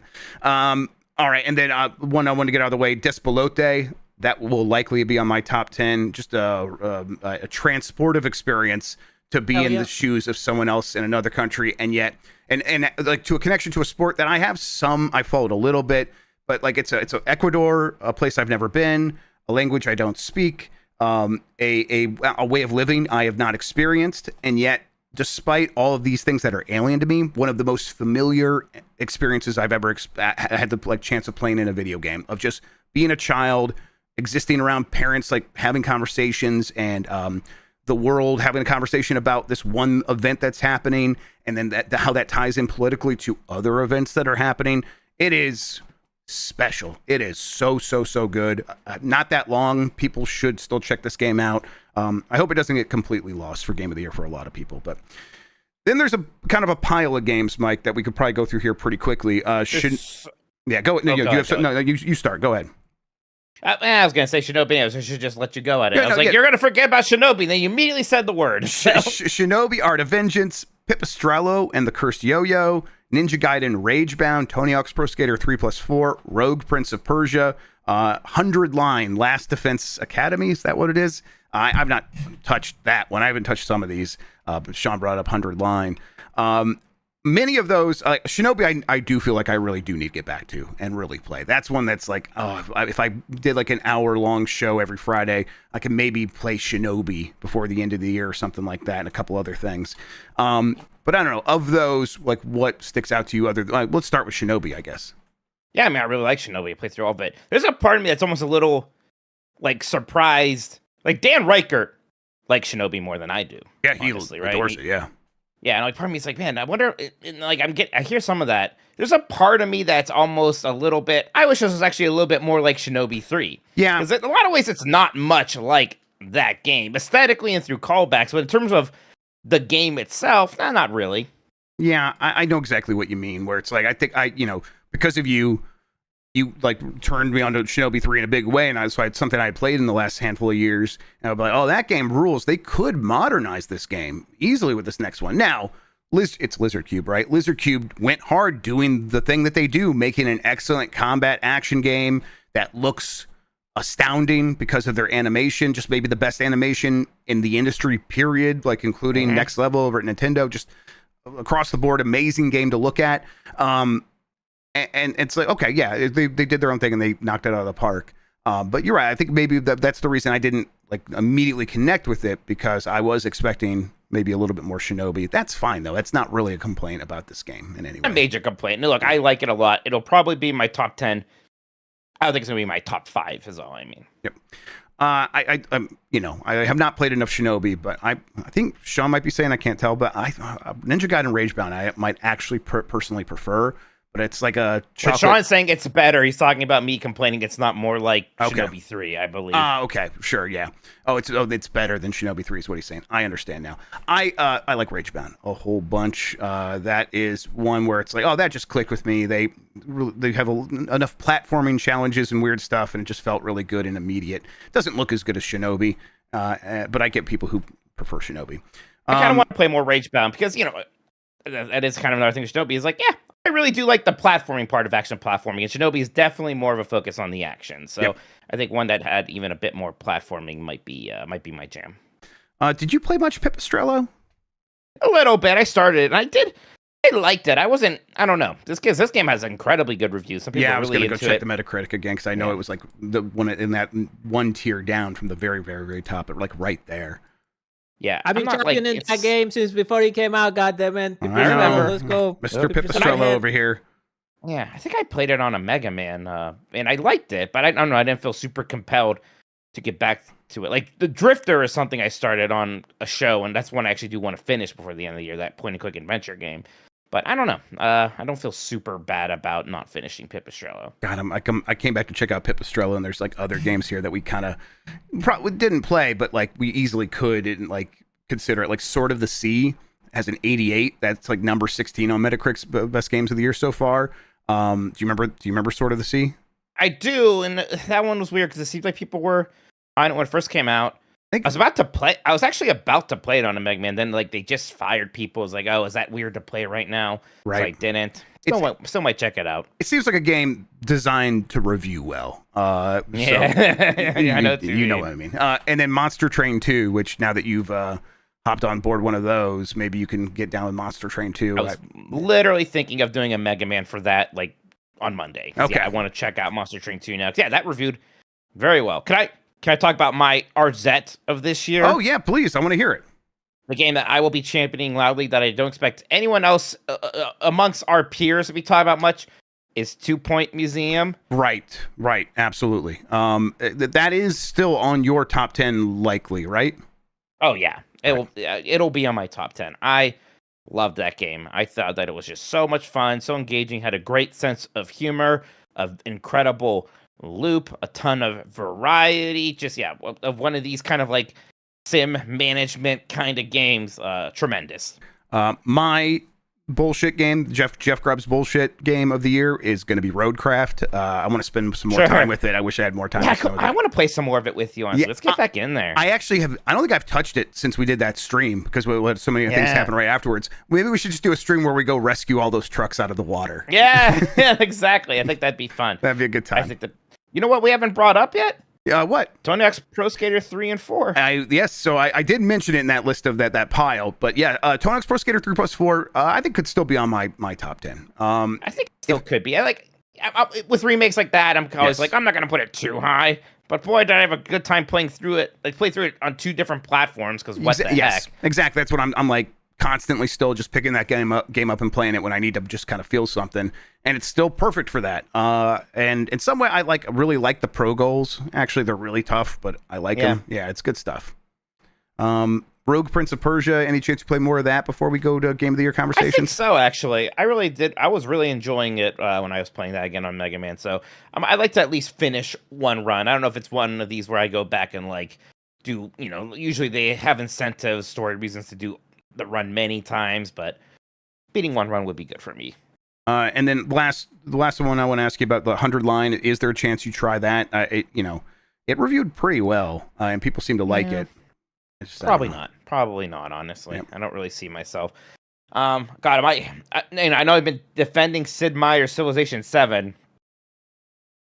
I wonder how much I'm going to defend it. What if it's going to be in my top 10? I don't know. I mean, it's a fine game. I don't have many problems with it. It's just not, as refined as the most recent one that got super refined over time, and that's just the Civ story. All right. We have a list of games. Oh, yeah, go ahead. One more actually big one. Please. One more big one, I think. And maybe I would like to play it some more, actually try to complete a run of this, is Peak. Oh, yeah. Peak was, sometimes with these games, I'll play them and I'll kind of go along with the content. I'm like, I'm having fun. Obviously, this isn't my thing, haha. With Peak, I was just like, this is great. This is fun. This is a good gameplay, objective and goal thing. The teamwork stuff here is neat. The prox chat stuff works incredibly with it. I love the stupid faces and characters and animations. I think Peak is a bit of a standout this year. Okay, I like that. Gave me an idea for some content. We should try to actually really beat that game on content. It's the way to play it. It's okay. This is the run. Yeah, maybe so. Oh yeah, that's not a bad idea. Okay. And we could use the multiplayer mod to get some friends in there too. Okay, so I really want to play more Peak because you're right. I was considering that for my list, and then it's like, it's a game I play like when we're all playing. But I don't know. Maybe I should just play some on my own too, just to see how I really feel about it. It's not the way you're meant to play it, but you can. I want to check it out. Yeah, that's interesting, Mike. Assassin's Creed Shadows. You put that on there, Christian? I added that because I had a lot of fun with that game. They really nailed both, like the 2 gameplays, like modes with the ninja more stealthy thing and the samurai big guy who's raking shit. I have a lot of fun. This game is definitely gonna be in my top 10 because it's like kind of an endless video game because you can just keep doing those castle and those stuff on there. It's really fun. I really I don't know. I don't know how other people's gonna look at it because it's another Assassin's Creed. Is like but I think it's the best Assassin's Creed in the last couple of years for sure. I had a really good time with it. It was definitely one I had to kind of say to myself, I get it and move on from it. But it gave me the best feeling of like, oh, I could just kind of lose myself in this game if I had endless time to play it like I did when I played Brotherhood or whatever. It felt very similar to that. So, yeah, it lived up to the Assassin's Creed legacy in a really good way. All right, Mike, okay, another kind of weird one. I'm sorry, real quick, kind of weird one from me because it's a compilation. So I don't know if it'll make my list. I had a similar one last year, but I really liked that Marvel Fighting Collection Volume 2. With Capcom versus SNK 2. Yeah. Street Fighter 3 Upper or Alpha Upper, and they just like added characters to that. Yeah, that was an incredibly good collection. I played so much more of that than the new Fatal Fury even. I was like, oh, this is my fighting game right now. Actually, I just want to keep playing freaking Capcom vs SNK 2. So that was just a really good collection. That is a collection I actually have booted up randomly a couple times, and it's just I just love looking Power at those Stone games. Too, yeah, and then freaking Plasma Sword. It was just so Project Justice. It was so fun. It was such a good collection. Oh, Nubby's Number Factory. Shout out to Nubby's Number Factory. Actually, that's true. Yeah. I liked that game a lot. Me too. Yeah. That was fun. I could play some more Nubbies actually. I never really played. I downloaded it. I didn't try it. I should. All right, I like it. We have the list of games that are yet to come. Let me get the ones out of the way that I kind of just put on here because I recognize the name. Pac-Man World 2 Repack. Super Mario Galaxy 1 and plus 2. You were just talking about a collection. I guess, is there a chance that shows up on your list or not so much? I don't think they're doing enough here. Yeah. Like, it's just like, oh, obviously Mario Galaxy 2 is one of the best games ever, but just like a bare bones package of that with some graphical updates and new controls. That's not the extent to what they did to make Plasma Sword super playable on a modern console, right? Kingmakers, that game about going back in time with a truck, a pickup truck, and shooting down a bunch of knights with a machine gun or whatever. That's a meme game, but I don't know. There's a part of me that thinks it could be really fun, and maybe there's a chance it like ends up in my top 10. Let's see, these other Vampire the Masquerade Bloodlines 2. It's almost just a miracle that game's releasing. I want to see it, but I just don't have high hopes for it. Yeah, I almost kind of feel more like, oh, should I go play that original one? Yeah, me, that's like not really my vibe necessarily. So, but yeah, we'll see. Well, it'll be impressive if that delivers somehow. I thought I would be able to dismiss many more than that, but here's the problem. Let me just read them. Hades 2, Silent Hill F, Final Fantasy Tactics: The Evil East Chronicles. I guess that's one that is on the bubble. Ghost of Yotei, Battlefield 6, Ninja Gaiden 4, Arc Raiders, The Outer Worlds 2, Mina the Hollower, Metroid Prime 4 Beyond, and Escape from Tarkov 1.0, which I didn't include, but it found its way on this list somehow. Imagine that. Who knows? God, Kirby Air Riders, Pokemon Legends, ZA. Yeah, God, wow, I didn't even, yeah. There's a lot yet to come this year. It's crazy. Hades 2 feels like a real problem for my list right now. Feels like a real problem. Yeah, I mean, boy, because I've gone so hard on Silk Song. It almost is a little exhausting to be like, I'm going to go basically right from this into Hades 2. Boy. And then kind of from that to Evil East Chronicles is what I would want to do there. So, yeah, like tough choices are kind of happening where I'm like, no, I'm not going to finish Avowed or Doom. If they spoke to me more, I would have finished them on my own, I guess.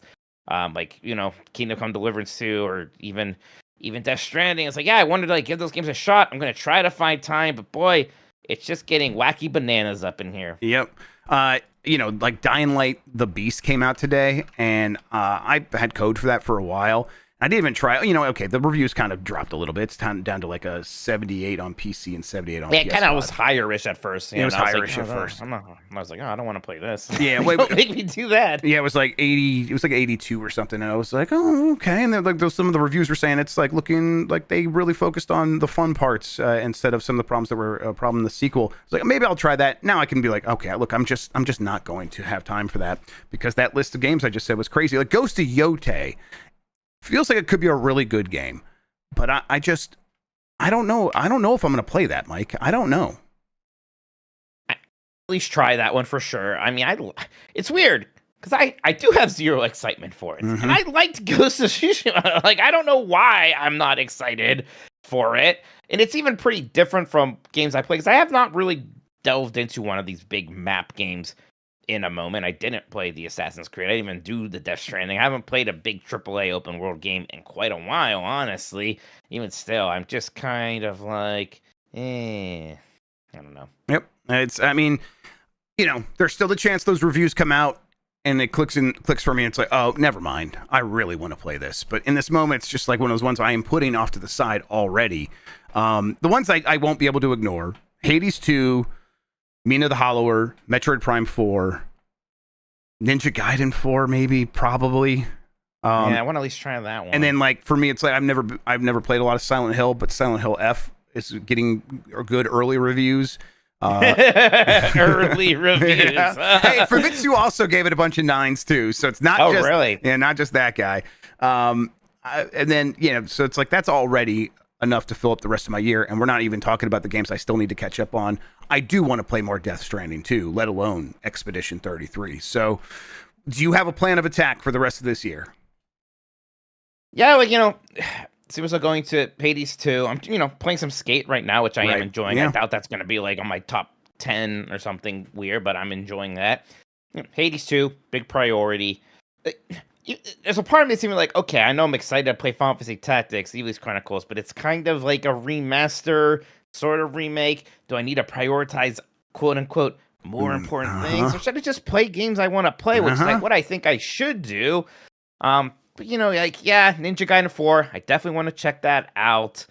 The Nintendo stuff, of course, I'm going to check out Air Riders. There's part of me that's like, boy, Legend ZA better have a real strong start. Oh, yeah. Yes. It better be, like, real sticky and be like, oh, I can't even stop playing this, or else I'm just not even going to try it. Right, yeah. They really better grab me on that one. Like, and Metroid Prime 4 is, definitely the one I'm most excited for. Yeah, that's non-negotiable. Yeah, like, that'll be happening, though, right as we're getting ready to do Game of the Year, so that'll have its own set of problems. Thanks a lot, Nintendo. Yeah. All right. Yeah, those are the games. If you have anything that you want to shout out, you can send it in a super chat real quick, or if we spot it in the chat, we might also say it. A couple I saw at least. Okay, cool. Yeah, well, you should be excited about Arc Raiders. You specifically, because I think you're gonna fucking love that game. Christian, I do intend to play Arc Raiders. Yes. That one's easy because it's like I can justify making everyone at work play that, and it's like, well, we could spend some time with it, and then if that clicks for me, then I can keep playing it. So then maybe you get the extraction shooter, bug, and then Escape from Tarkov a couple of weeks after that's gonna come out 1.0. It's all downhill from there. I know I'm the only extraction shooter freak here, but like Escape from Tarkov hitting 1.0 could be pretty big. The game feels very, very big now. I imagine now reaching like Steam and all those kind of stuff where like it's not just like a Russian webpage you gotta go and give them your credit card. Like that people feel weird about that. So I think it could be a big year. Except for Tarkov might move into. They already teased that it's gonna release, and they said it's gonna release, but it might move because how these people are. It's just they vibe with that. It might be big. I don't know. Maybe I'm just maybe it's my Escape from Tarkov. It's gonna be big. You're not wrong about that. Like it is going to be a big release. Like when it hits Steam for the first time, that will be a big moment. We'll see. I do want to try these games, but I'll try Arc Raiders first. Obviously, it's coming out first, so that'll be easy. Yeah. Okay, let's take a break. We'll come back. We'll clean up the super chats after we talk about what we've been playing. Right after this. All right, we're back. Mike, what have you been playing? Gosh, I mean, lots of Silksong. I've been talking about that. Skate though, went into. Is anybody calling it because it's stylized with lowercase? Is anybody calling this one Lower Skate to differentiate it? No, Mike, but I like that. Lower Skate. Can we make that happen? Yeah, Lower Skate. I like it. I don't know if anyone else is gonna like it, but I do, and that's all that matters. Yeah, I've been playing Lower Skate, and it's funny. I have never played any Skate. I don't. I just somehow never picked it up. I always was a Tony Hawk guy. People just talk about this as a more realistic skate game. I don't know. Just kind of didn't care. It's even at a time when the Tony Hawk games weren't as interesting as they used to be. So I just wasn't thinking about skating in general. What were we on around the time of the original Skate? Like Project 8? Project 8, yeah. Yeah, right. American Wasteland or something. Proving Ground. Yeah, it was that era. Yeah, it wasn't quite. I don't think I ever played any Proving Grounds or Project 8. I don't think I've ever touched those games. I think I played Project 8 at a kiosk at a Best Buy or something like that. But just like picking this up, I was being like, oh, it's neat how different this is from Tony Hawk, but also still fun. And I do generally like the kind of slow-paced vibe. Like, I like the mission-based timers, but that's not this. This is kind of just chill, do your tricks. It's not a rush. Kind of doing the different maneuvers with the way you flick the right stick feels pretty good. The way that grinds aren't really about balancing. They're just more about the tricks you go on and off of them. I was surprised how much I was enjoying it. There's some questionable things like I don't know why they decided to make some like Google AI stand-in assistant your Navi character for this. I'm not sure about that. But otherwise, there's microtransactions. It's a free-to-play game. Sure, there are. I'm not too worried about the cosmetics on my avatar. And you unlock some stuff for free. And I'm like, look, I'll find some garbage in there to wear. I'm supposed to be a skater anyway. I'm a piece of meat. I'm uncooked raw beef. Yeah, exactly. I haven't really done much with the community aspect aside from just seeing other people running around and skating. So don't really know how much there is to that. We're going to check this on UPF, play it together, and see how we feel. But my first impressions were surprisingly decent. Yeah, my experience is pretty similar, Mike. I'm a Tony Hawk guy. I played some Skate, and I played some of those Skate clones that have come out over the last couple of years. Never really did much for me. But this one, I don't know, the fundamental skating mechanics are just kind of chilling good. I'm like, I see a place to grind. I go at it, I flick the stick, I land on it. I kind of feel like it landed in the way I was expecting it to. Like it worked the way I thought it would. And that's like, oh, okay, this is already just kind of clicking in place for me in the first 30 minutes. That's not what I was expecting. I was expecting a little bit more of a learning curve. And yet it still feels very distinct from Tony Hawk. Obviously it just is. It has a very completely different control scheme. It feels like an early access game, but in the right way, where it's a little bit of a blank canvas of, look, we have the fun gameplay mechanics. We have an idea of how we're going to make money from this game. Now, just play the game, and we'll use the data from that to kind of give us an idea of where we should be growing toward. What should this game grow into? And like I was saying earlier, I think if they add proximity chat and just make it a real hangout game, and maybe add some fun, I don't know, fun, not necessarily mini games, but challenges or Destiny style world events that pop off, things like that happening. Just make it feel a little bit more alive. I bet they'll have something. Will it be exactly the game that the Skate fans were asking for when they were saying #Skate4? I don't think it's ever going to be that. But I think it's the game that EA could justify making. And does that suck? Sure, but I don't think this is a bad game. I think there's really something here. So we're going to be playing on UPF tomorrow.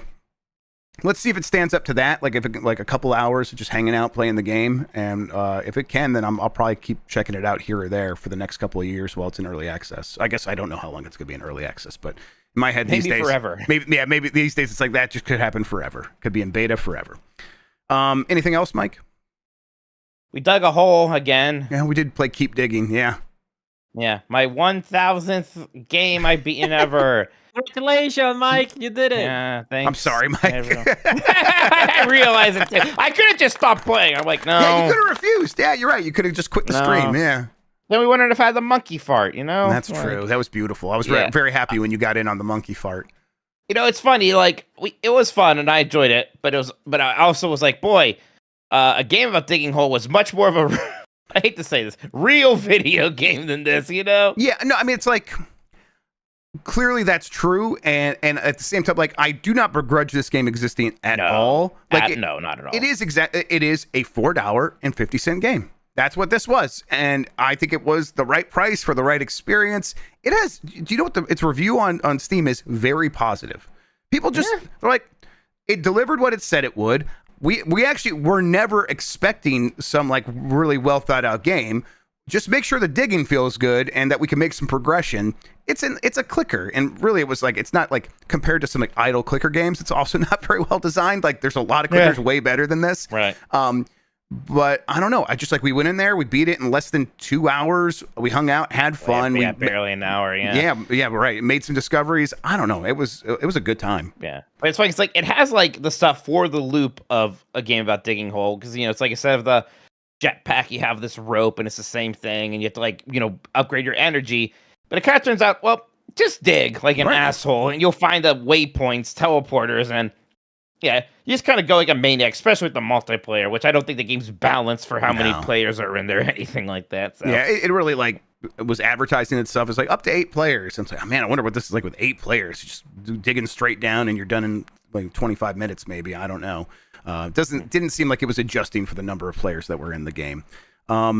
Anything else? I'm trying to remember what else we played. I talked about I was playing Rogue Prince of Persia, which is out of early access actually, and I thought it was surprisingly good. But yeah, I think people should check that one out if they like roguelikes, like Dead Cells. But I think the platforming in this is fantastic.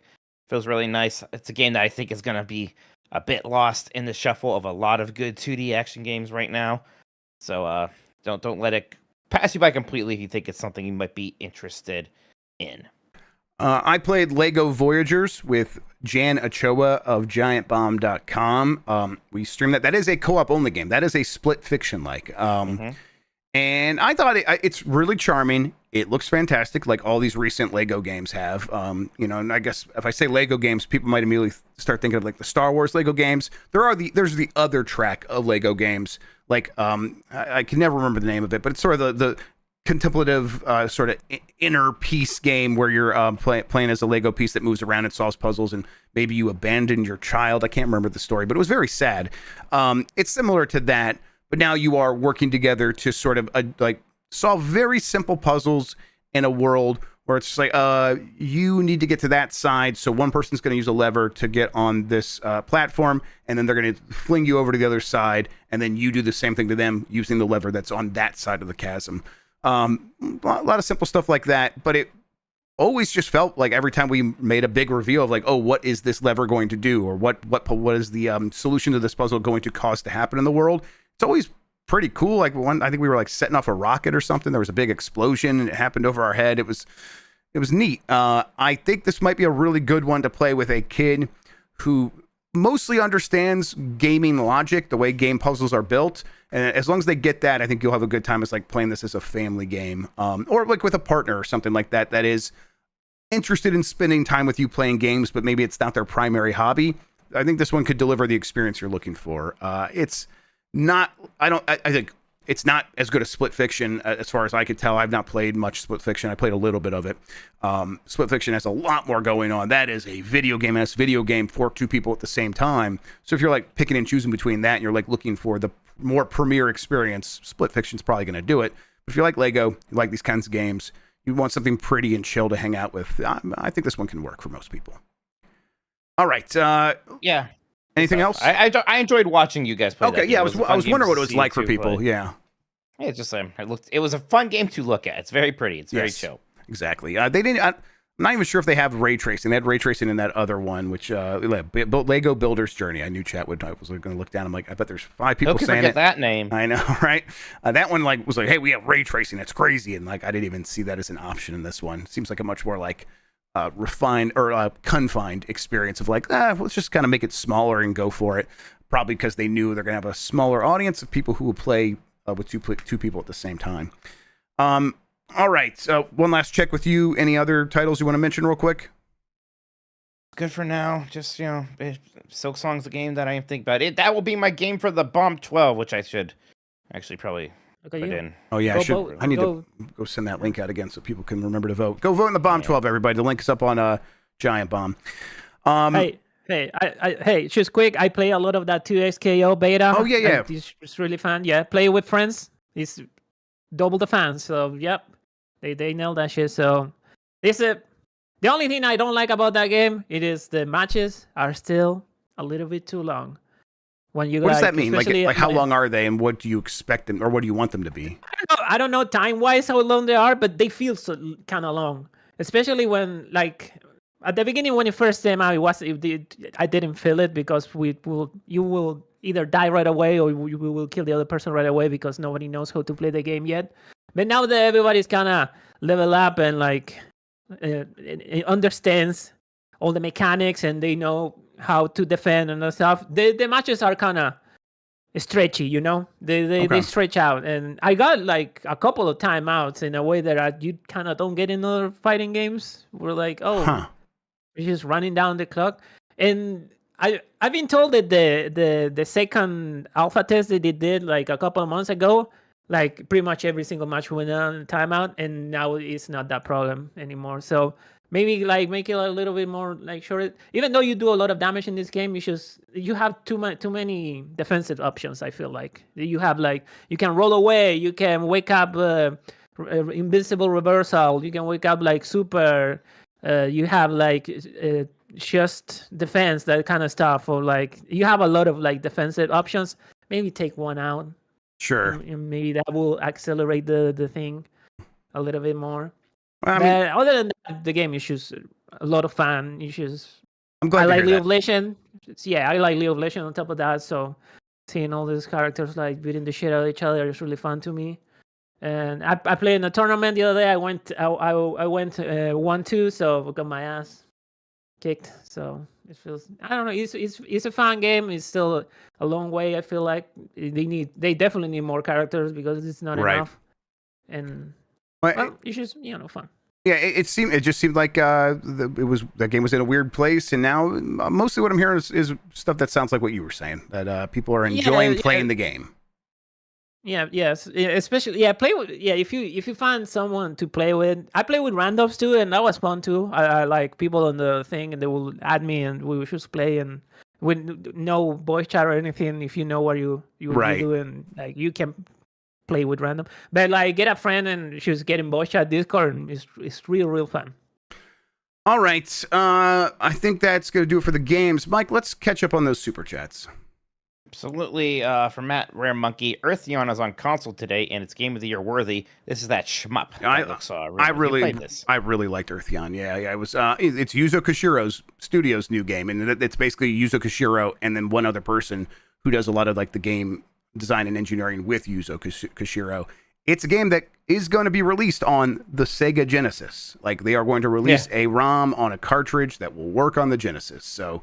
Check it out. It's worth it. It's just a solid shooter. To One Free Man says, Sean, I started playing Pokemon Pinball after you mentioned it. Holy shit, is it amazing on the Steam Deck?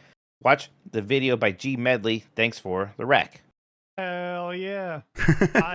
I realized pretty recently that Pokemon Pinball Ruby and Sapphire specifically is probably like written off by a lot of people because it came out when Pokemon kind of started like churning out the spin-offs. Right.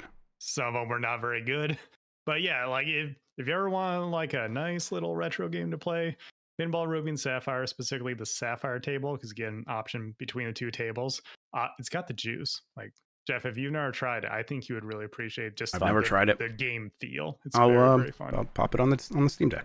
Sounds like a good rec. Check out that video too. It looks like this person has a couple like video essays on it, and I've been really in the mood for video essays. Cool. Jedi Moss Forces PSA Ninja Gaiden Ragebound was recently updated to run 60 FPS on Switch 2. Oh, that's fantastic. Good. Yeah, I saw the update was happening. I didn't see like the details about it. All right, that's good news. Yeah, it was real strange that it wasn't at first. So, I'm glad that's the case now. Lasager says, reminder, Samus on motorcycle looks sick as hell. That's breaking news. That's good. That's true. Icky says, can't wait for Mike's 2025 apology tour in 2031. No, I think my top 5 list is going to have the 5 best games of the year. I don't know there's going to be much. I mean, maybe I'll feel a little guilty about Death Stranding. I'll try to play that. Yeah, there'll be a couple, but it'll be like one of your normal years. It won't be like the year that 2019 where you were just lost to Blizzard. I was just lost in Blizzard World. That's right. That's absolutely what happened there. One Free Man says, Jeff, not to be weird, what do you tell your barber or stylist? I have similar hair and always have issues with finding someone that can cut curls. Yeah, so I had the same problem for literally forever. I never had a good haircut, and that's changed a little bit recently. And I'm like, I can't tell if like my hair has just changed enough where it's like it's settled down, hormones, who knows? It's probably I do ask for the specific thing every time. It is an undercut, and I tell them leave the top as long as possible and just clean it up, and then give me a 1 on the sides. And then sometimes I'll have them blend it, and sometimes I won't. But I'm trying to grow it back out long on top. Like that's the one that I always say this. That's the part that takes a long time to grow back. The sides will grow back fine, just as it is. So that's an easy thing to say now because I don't mind if it kind of gets a little bit bushy and weird like this. I think it's looking fine for me right now. But yeah, if you are trying to keep it a certain length and you want them to do a little bit more to it, I think that's probably where we get in trouble. And I do not know how to solve that. So yeah, good luck. And then next up, and Screaming Madden says, I got a few shout outs. Cook Serve Forever from the CSD team, Cast and Chill, and plan to play Chrono Gear Warden of Time from the Freedom Planet devs. Oh. Yeah, those are Freedom Planet. Those are those good Sonic likes. Sonic likes, yeah, for the Vita, right? Yeah, I'm looking at this Chrono Gear Warden of Time game.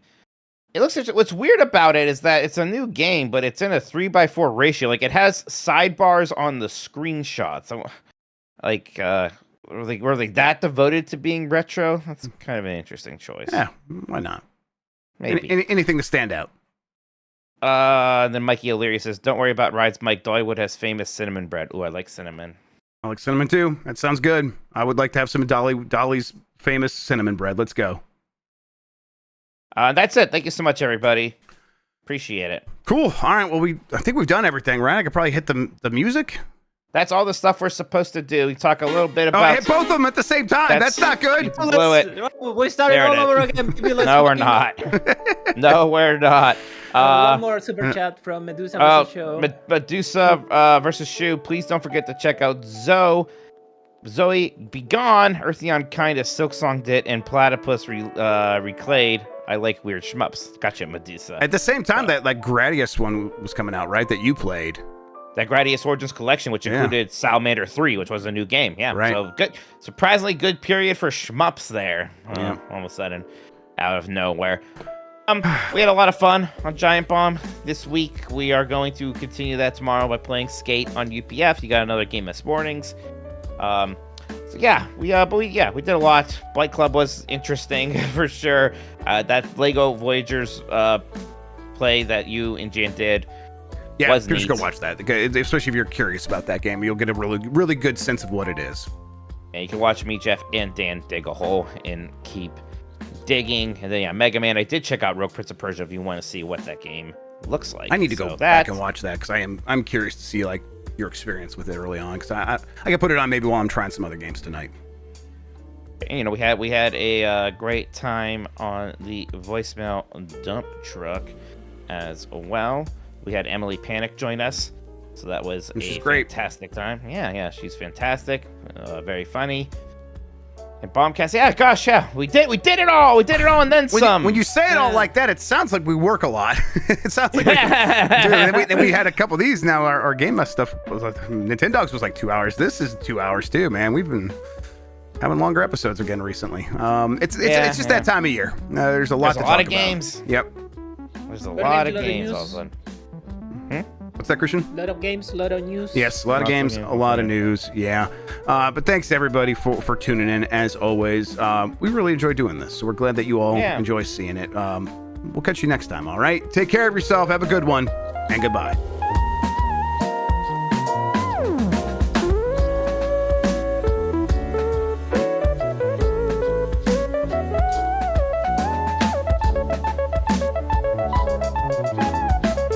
It's a good song. I like this song. It's good stuff.